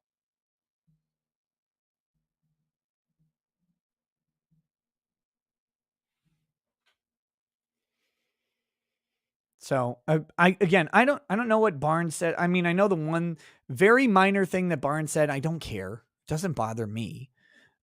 Look, if people have criticisms about what I do, that's fine. Whatever. Happy to respectfully disagree or even disrespectfully disagree with anybody. I don't. It takes a lot for me to actually be mad at someone. Not mad at Barnes. Love him. He's welcome on the show anytime. Talk about anything in the world. I think he's very smart, very insightful guy. Same with Viva, of course. I hold no ill will or malice towards them. The chat has very often brought it up. Nothing but good blood between me and them from my end.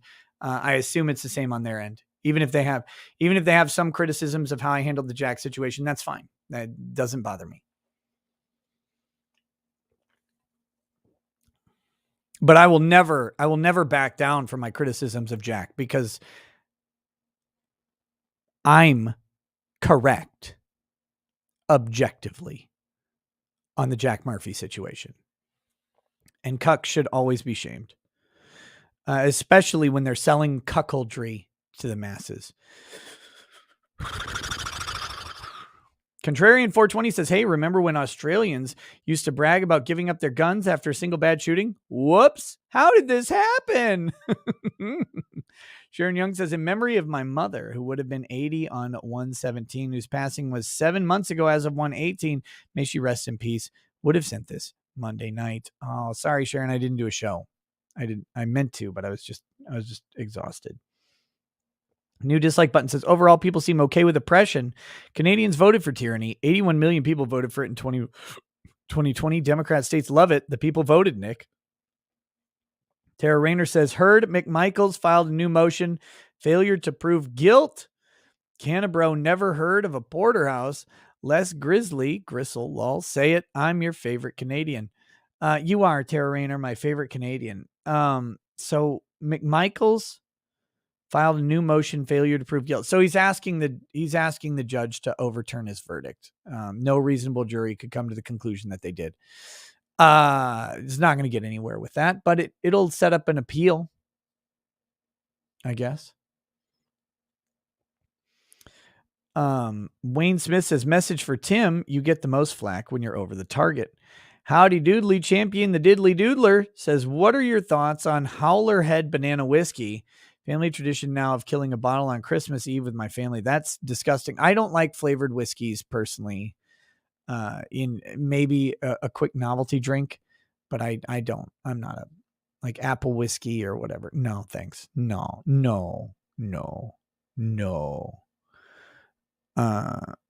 Greg McKay says, you are the funniest dude. God bless you and your kids. Hey, thank you, Greg McKay. God bless you and any potential children you have. Rogue says, these black caster clowns of the video are embarrassing. Best way to snuff their race-baiting nonsense out is to ask questions and get the facts. Mr. Squiggle says, equal rights and lefts. Dorby says, no accountability, the girl's disorderly conduct.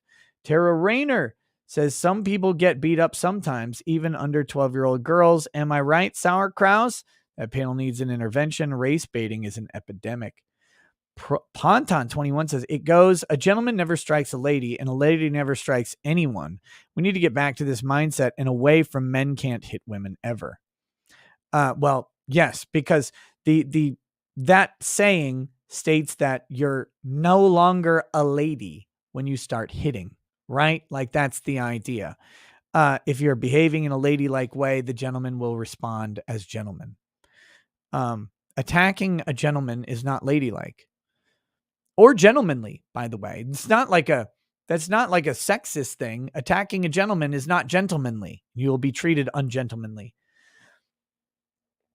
Ace of Spades says, law nerd clips. You better clip that killer hook. S. Asp says, Saint Fentanyl Floyd for your paladin. Mr. Squiggle says, it wasn't another swatting incident. Lydia's fiance probably called the cops on Lydia. Daniel says, a couple shekels towards the next whiskey review. Can't wait. Yeah, I got to figure out what to do on that one very soon. We'll be doing that in the next couple days. There's some interesting whiskeys at my local store. Tara Rayner says, PM sent special forces to Ukraine. Socks McFeckface and your guy that shits his pants, escalating tensions with Russia.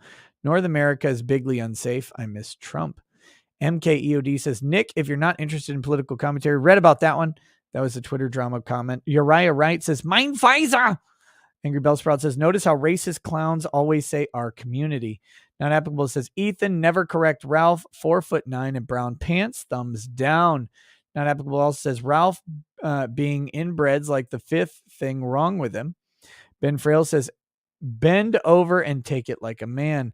Matthew Spriggs says, Jamie Markey and Monica Rial will be in town in a few days for a con. Any advice on dealing with these lovely ladies? Don't deal with them. Avoid them.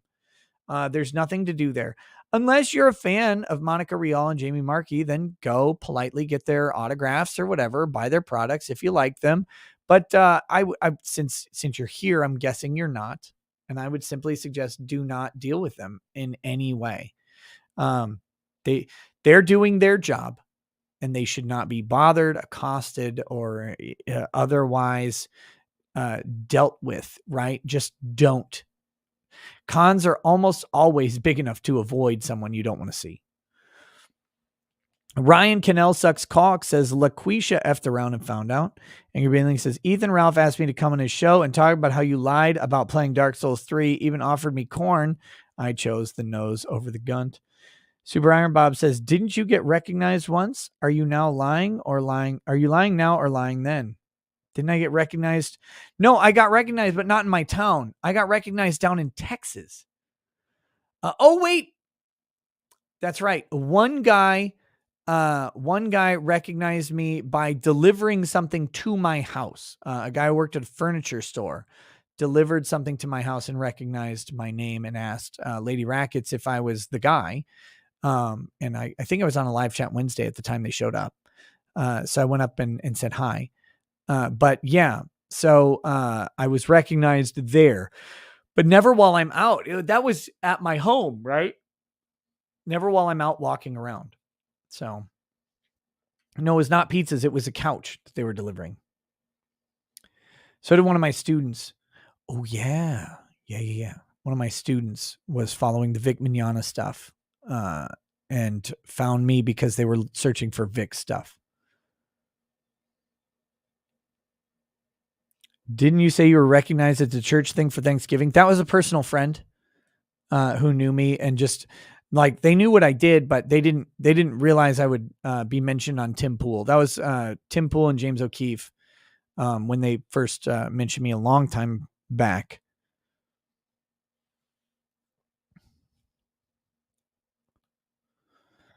Okay, here we go. Unspecified podcast review says truth, words of wisdom. KS says truly the best host on the interwebs and maybe beyond. Cheers. Hey, thank you, buddy. No one important says exactly at the end of the day, I'm no one important. Not applicable says Ethan's eye level with my hips because he wants to be a rainbow. Chris Topher says Ricada is the Norse word for a guy shorter than Tom. You shut your fucking mouth. Chank, you think Twitch? Maybe. Maybe. I gotta get up early for the court stream tomorrow, 9 a.m. Richard Freeman says, don't you want a Fanta? Mike Sullivan says, allow me to introduce my sons, Trojan and Ramses. Their sister Lifestyles is at home with her mama. Context is racist. The guy who pleaded guilty will serve 2.5 to 5 years. The charge was aggravated assault. That's in the police shooting. Tor Theo says the 2020s message to cops seems to be just die. Eric Weinberg says RE Volume Master, thank heaven. Chief Slinging Beef says, do you have a favorite Heinlein book? I have his entire collection and will send you one. Greatest sci-fi writer ever. Mine is The Moon is a Harsh Mistress. I don't have a favorite Heinlein book. I have a couple that I bought, but I can't see them from where I am to name them. Oh, there's one. The Something of Love or Something for Love. Shit. I can't read the titles because I bought them used. The Cat Who Walks Through Walls is one of them. And then Something for Love is the other one. I can't read it because I bought them used. And so the spines they've got a lot of creases. But I haven't gotten around to reading them yet. I don't have a favorite Heinlein book. I want to read them, but just time. Richard Freeman says, Nick, is it defamatory to assume you're Jewish supporting lip to foreskin? Could you sue Kurt? I don't think being called Jewish is defamatory in general, according to the court. Because remember, who's likely a judge? Time Enough for Love. Yeah, that sounds like it. Isn't it about an immortal guy who has a sex harem? That sounds like a great book. I bought it because of the cover.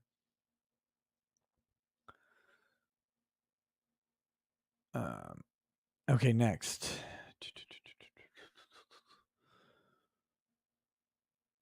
Thomas Fenton says, I can hear the Raging Golden Eagle simps raging on about it's just art, guys, all the while completely ignoring the creepy intentions of the artists.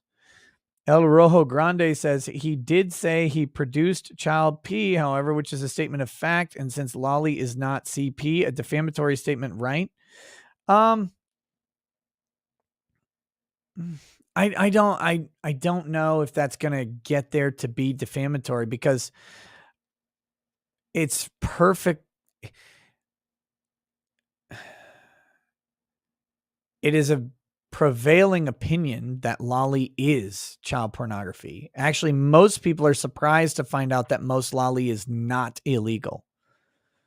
People are shocked to find out that that you could draw an image of a toddler getting raped, for example, and that would probably end up being protected speech unless it was a specific toddler. So I don't know that it'd be defamatory. I really don't. A lot of people think that. Here, I have a simple answer for you. Don't draw a fucking lolly. I will defend art being legal, even if I find it abhorrent, right? I'll defend the piss Christ being legal. I'll defend lolly art being legal, but don't draw it. Don't make it. Don't do it. I don't care. If you need to express your artistic expression in drawing children getting fucked, maybe you should consider, eating the bad pills, right? Maybe you should draw Zyklon into your mouth or lungs or whatever. I don't know. Like there are lots of things that are legal that people should not do. And that to me is one of them. Again, I think that cuties is probably legal. I just wish everybody in it would face the wall. So that's that's my thing. Please just stop with the fucking lolly shit. Just because it's legal doesn't mean you need to look at it, engage in it, like it. And if you do like lolly, get help. Get help. Steve C. Wait, no. Corey Cass says, as far as I know, the consoles are being sold at a loss this generation due to very high shipping costs. I don't know. Maybe they are. Steve C says, one more just because I'm still awake too. Tortheo says, take your swing on the like and subscribe buttons. Mike says, thanks for keeping me entertained while I feed my baby every damn night. Why won't she just sleep through the night already? Oh, it's going to be a bit, buddy. It's going to be a bit. You'll get there. Koi540 says you should probably discuss an anti-swatting plan with your household. CJ says +1 for the Wrath props. Yeah, Daybreak Studios sucks. Not applicable says guitar straight to the hymen. Song molester. Gliffy says Barnes' pushback is that he represented Murphy. Callenshaw, and that's fine. Good. Murphy needed representation in the 2018 shit. Callenshaw Indie Game says Tim Cass had a guy show up on coattails of O'Keefe, etc., claimed to be with them, snuck in and said he's running for West Virginia 2nd District and also has a YouTube. Jonathan Bradley says not even a good honey whiskey. No, thank you. No, just real whiskey, please. Just real whiskey. Amateur Ant says Tim's getting swatted because he wants it. All he does is read crap from other opinion articles. Sure, he has a guest on. He isn't a journalist. He's not Andy or Project Veritas. But he's got a big platform. People like him. So, I mean, whatever. Noobnut08 says, can you fat shame me? Currently eating a chicken curry. Okay, yeah. Here we go. Do you want to look like Vito, you fat piece of shit? When you walk down the street, do you want everybody to look at you and say, oh my God, that guy wants to fuck kids because he looks like Vito? Vito, the alleged kid diddler. The reason I think he looks like Vito is because he's a fat piece of shit. Is that what you want your life to be? You want to walk around being a Vito? Or do you want to be a Vita?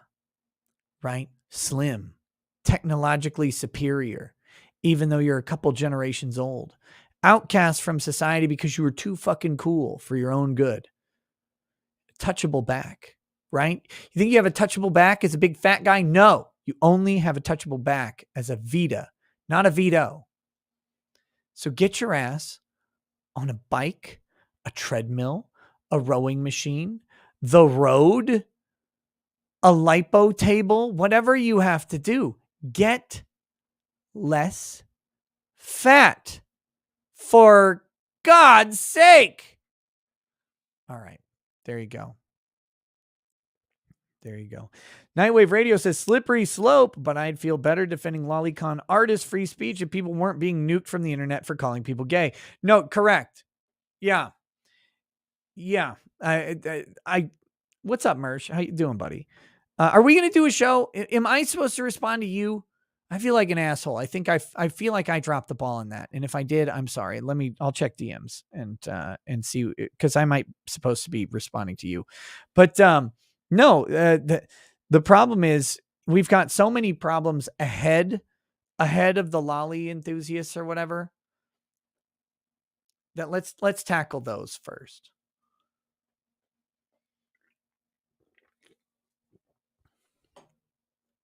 Thomas Finton says, but Nick, she's 5,000 years old, even though she has the body of a toddler. It's not bad because it's popular in Weeblands. It's cultural. Nuke Japan again.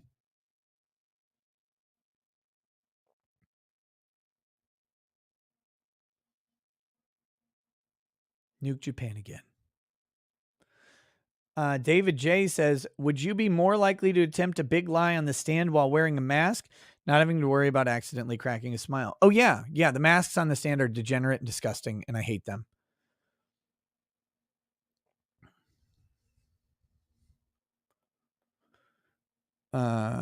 Callenshaw Indie Game says, extra $5 for touchable back. I had a PSP, but never a Vita. Sigh, which console maker is the most base now? Well, it might actually be Valve.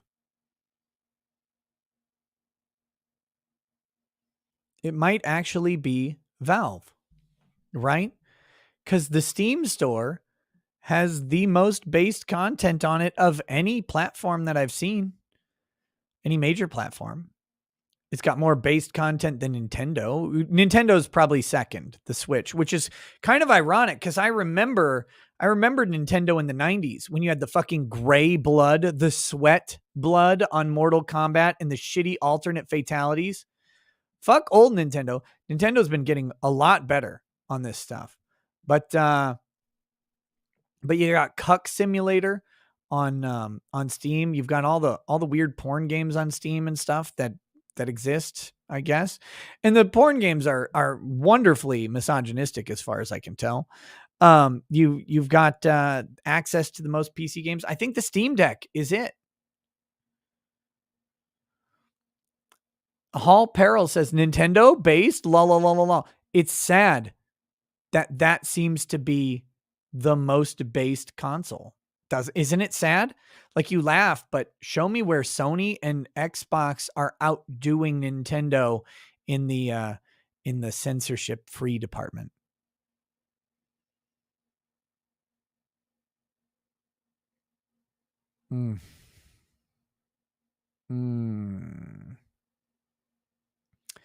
Hedy Lamar says, Nick, do you have sons? I do. And that's 100% why, like, people have sent me some questionable gift games on Steam, and I can't take them because I have kids. Can't do it. Sometimes the kids use my computer. Can't have that stuff.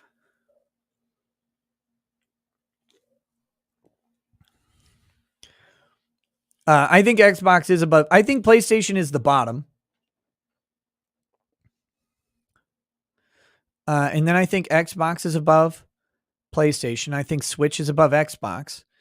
And then I think that PC Master Race is above them all because you can get there. And so I think the Valve Steam Deck is going to be the most quote unquote based console that exists.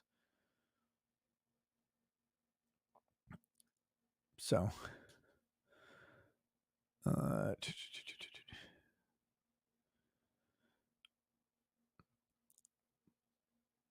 I'm just racist against PlayStation. Oh, I've had a big problem with PlayStation for a very long time. I had a PS3. I never wanted a PS4.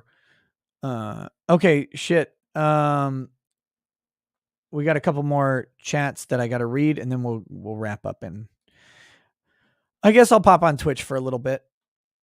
Colin Shaw Indie Game says extra $5 for touchable back. I had a PSP but never a Vita. Sigh, which console maker is most based now? I just read that one. Oh yeah. Ink Fairy Games says, while hiring artists and communities for my tabletop RPG, I found most who advertise it are usually 3D World, Desperate, or so on, and use different accounts. Ooey99 says, peace. Thomas Finton says, yush, she is 5,000 years old. I wrote a fanfic to further justify why pulling a Jack Murphy on that tight little bod makes sense. Be insensitive. Jacob Gould says, hey, mate, I'm a Kiwi from New Zealand, retraining and going to start studying law next year at 23. Any tips or advice? Thanks. Hey, brother, I don't know how the New Zealand system works. in the US, you get your undergraduate degree and then you go to law school after that at some point. I would say this, tips or advice, get out there and get it, man. Don't let anybody stop you if this is what you want to do. If this is what you want to do, you guys are going to make so much fucking fun of me. But I'm going to do it anyway. See, there are these little bits of like, inspiring truisms in pop culture that you find that are useful for life. They actually are useful, for life. And I've found a couple, but this one is embarrassing. There's a song by Katy Perry called Daisies. And there's a line in it that's actually really, really interesting. It says, I'm the small town 1 in 7 billion. Why can't it be me? Right. So, this is Katy Perry's like, fuck you song to all of her critics, when she was coming up and everybody told her she'd never make it. Okay. Yeah, I know. Gay. Okay, fine. Listen, fine. You know what? I'm just saying that there are these little nuggets nestled into pop culture. That's not the only one. You've got songs like "Wait for It" in Hamilton, which is a great song about similar stuff, about taking action and going for it and making your fucking mark. Stop letting other people. This is the thing you need to learn when you're young, because most men learn it when they're older. Stop letting people dictate your life. Stop letting anybody dictate who you are, what you do, what your value is. Your value is merely what you can extract. That is your value. That is your economic value, no matter what. So if you can convince a company to pay you $200,000, if you can convince a bunch of simps like on OnlyFans to pay you $1 million a month, like Amaranth, did you see one of her like lesbian videos got released? It's the most bland, boring porn I've ever seen in my life. It's like, oh my fucking God, this isn't even arousing. This is just bullshit. It's the same as her shitty content on Twitch or whatever. It's just boring. So, but if she can convince people to give her over $1 million a month, that's her economic value. No matter how like shitty her content may be, that's what it is. That's yours too. And the men of this world, I skipped through it. It was on a fucking news story and I skipped through it. It was just weak. But here's the deal. The men of this world have been told that their economic value is less than what it is, and that shit's beaten into you at a very young age. Oh, take this, do this. Oh, do the work, do this, blah, blah, blah, blah, blah. And they will disrespect you and disrespect you and disrespect you until you're old enough to realize, hey, fuck you.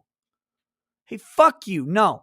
And for a lot of guys, it happens in their late 30s to their 40s. And that's when their careers start taking off. That's when they start to become the owners of companies. That's when they start to move up into upper level management or executive positions. When they realize, wait a minute. No. I'm smarter than all these fucking morons around me, and I can do this job better. And then they walk into an office and they tell some fucking weirdo to make them get paid more. But up until that time, they're told over and over that they're not actually more valuable, that they're less valuable than the people around them.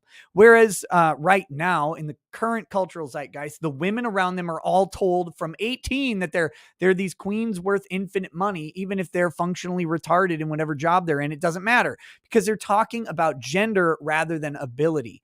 But with guys, they're doing that in the opposite way. They're using their gender to say that their abilities don't matter. So, but they do. Go out and get your thing. If you're going to go be a lawyer in New Zealand, go do it. And don't let some asshole stand in your way. Don't let anybody tell you can't do it or you shouldn't do it or you're not worth it. If you don't get hired, start your own fucking firm and ram it down the throats of everybody in the town around you. Do what you need to do. That's you're 23, man. If you're going to retrain, I assume you got a couple years. Instill that into your mind and don't let people devalue you, because you set your value. You do. You're the guy who accepts the job that gets paid what you get paid. And if you can't get a more expensive job, then maybe going into business for yourself, maybe not. I don't know. It's up to you. It's what you want to do, but don't let people value you. You value you. Don't offload that responsibility onto someone else. So many young men are told that their value is set by someone else, but it's not. So that being said, go listen to a Katy Perry song, you fucking gay, and get inspired. Oh my gosh. Colin Shaw Indie Games says Steam, they don't make consoles. The Steam Deck. He says, well, I guess you're technically correct, the best kind of correct, especially for a lawyer. You got me. Yeah, the Steam Deck is, I mean, it's just a mini PC. I'm looking forward to it. Mine's supposed to come this year at some point. I don't know. Uy 99 says no movie night, no peace. Movie night was technically last night, if we're going to get technical, but we'll see. I got to figure it out. It's going to be fucking 3. Otto Rommel says, can you fight being thrown out for not having standing? Why do I not have standing if my electoral votes are being wiped by a corrupt state's electoral votes? After the election, almost all suits were thrown out due to standing. No. I mean, you can appeal that up to the Supreme Court and you're not going to get anywhere. You have to show particularized injury. It's actually one of the scary parts of the system. There is no particularized injury if you're treated the same as everybody else. So that was the Lynn Wood problem, right? He said he had standing in Georgia because like half the state, his votes weren't counted, is what he alleged, right? That's what he alleged. I'm not saying that's what happened, YouTube. This is what Lynn Wood said in his lawsuit, is that roughly half of Georgians were not respected in their vote or whatever. And so he sued and said that he had standing because of that. And they said no. And I said they would say no, most likely, because voter standing isn't real standing. It's not particularized. They treated all of the voters of Georgia under Lynn Wood's theory of the case. They treated all the voters of Georgia the same. It's just that his half lost under that same treatment. They weren't treated differently, or more specifically, he wasn't treated differently from everyone else. And so therefore he didn't have a particularized injury. That is a bad way to handle lawsuits, in my opinion, but that is how they handle lawsuits at the federal level. So is there a way to fight it? Not really. Standing is a bar. You have to have a claim, a cognizable, articulable claim to specific personal injury to bring a claim in federal court. And should it be different? Yes, but that's what it is now. Kimbo, nice. Get those super chats in. Every dollar helps the simp Ricada Law expand his Katy Perry merch collection. Oh, Jesus. God damn it. Curse my memory. Curse everything about my memory. You guys don't understand. Like, I have my memory centers on various aspects or lines of dialogue in pop culture. It always has been like that. It pissed off my parents because I couldn't remember having homework assignments from a class, but I could remember the entirety of a particular Simpsons episode when I was a kid. Ingrid Bainling says, no Abe Lincoln Vampire Hunter, no peace. Well, there will be no peace. Nick's Hex says, advice from a non-lawyer, go to law school if you want to be a lawyer. Otherwise, don't go to law school. Correct. Only go to law school if you want to be a lawyer. Lots of people go to law school for other reasons. Don't. Ink Fairy Game says, didn't KP brag about selling her soul? Katy Perry? Probably. Maybe she did. I don't know. Katy Perry was a Christian singer very briefly, but let's not pretend that the Christian music industry is actually anything to be envied or emulated. The Christian music industry has all sorts of problems. I talked about it with Eric Rollon, very interesting guy. I need to talk to him again at some point, but, it is a disaster, the Christian music industry. So, but yeah, Katy Perry was originally a Christian singer and, she didn't get anywhere. And then she changed to pop singer and she launched to the moon. So good job, I guess. Anthony Simon says, Jimmy Dore said he took that ivermectin stuff after COVID and it cleared up the taste and smell thing. Maybe I have no idea. David Rial says, please upload what you just said about men. Nerdy Biz Guy says, guy in that 2-year-old video that got struck, his family was there and being harassed. Yep, that's what I was saying. His family was being harassed and accosted, and he went out to confront the group of females who was harassing and accosting, particularly his daughter, who was in that age range. And then he was confronted, and he confronted back. So.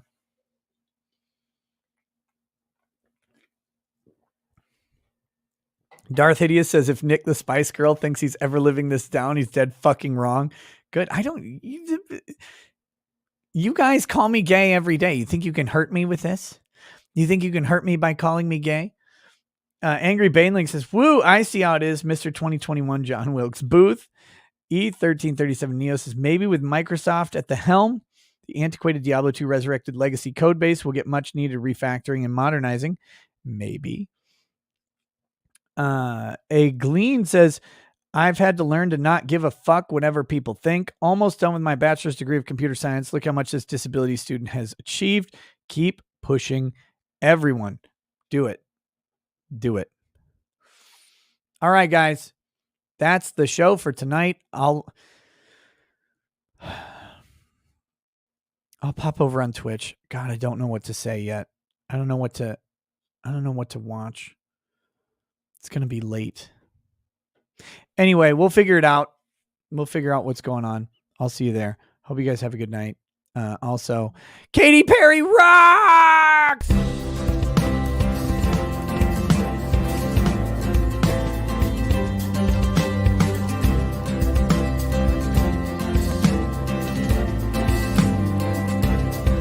Oh, he drinks a fair bit, but you realize that it just helps get his noggin jogging along. With his glass by his side and his kids asleep tight, we'll hear some lost-plaining tonight. With his microphone muted, we'll laugh at this rumor until he explains it's all part of the plan. Watch his face become redder as he becomes meta, raging at idiots from Twitterland. From the white shores of Maine to the hills of Glenlivet, there's no one who explains the law better than Nick. So pour out a glass for the ones who have passed, to make the law what we have now. Oh, his lady is fair, and she handles herself with the grace of one who has borne many children. As the wife of a lawman, she makes sure that he has the time and the place to provide for them there. So pour out an ardbeg, a bow, more of that brook. Spirits flow as the ones who get unemployed. So pour out a glass for the tea post on Twitter, as we hear lost-plaining tonight. From the white shores of Nairn to the hills of Glenlivet, there's no one who explains the law better than Nick. So pour out a glass for the ones who have passed, to make the law what we have now.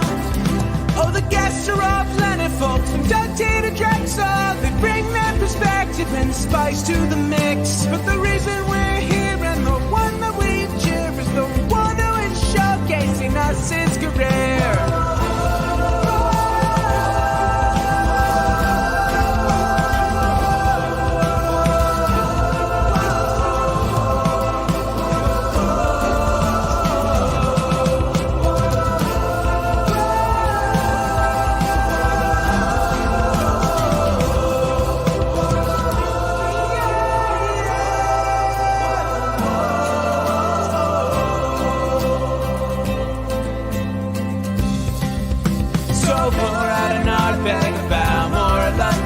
Spirits flow as the ones who get unemployed. So pour out a glass for the tea post on Twitter, as we hear lost-plaining tonight.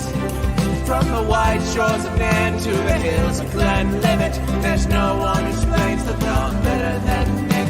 So pour out a glass for the ones who have passed, to make the law what we have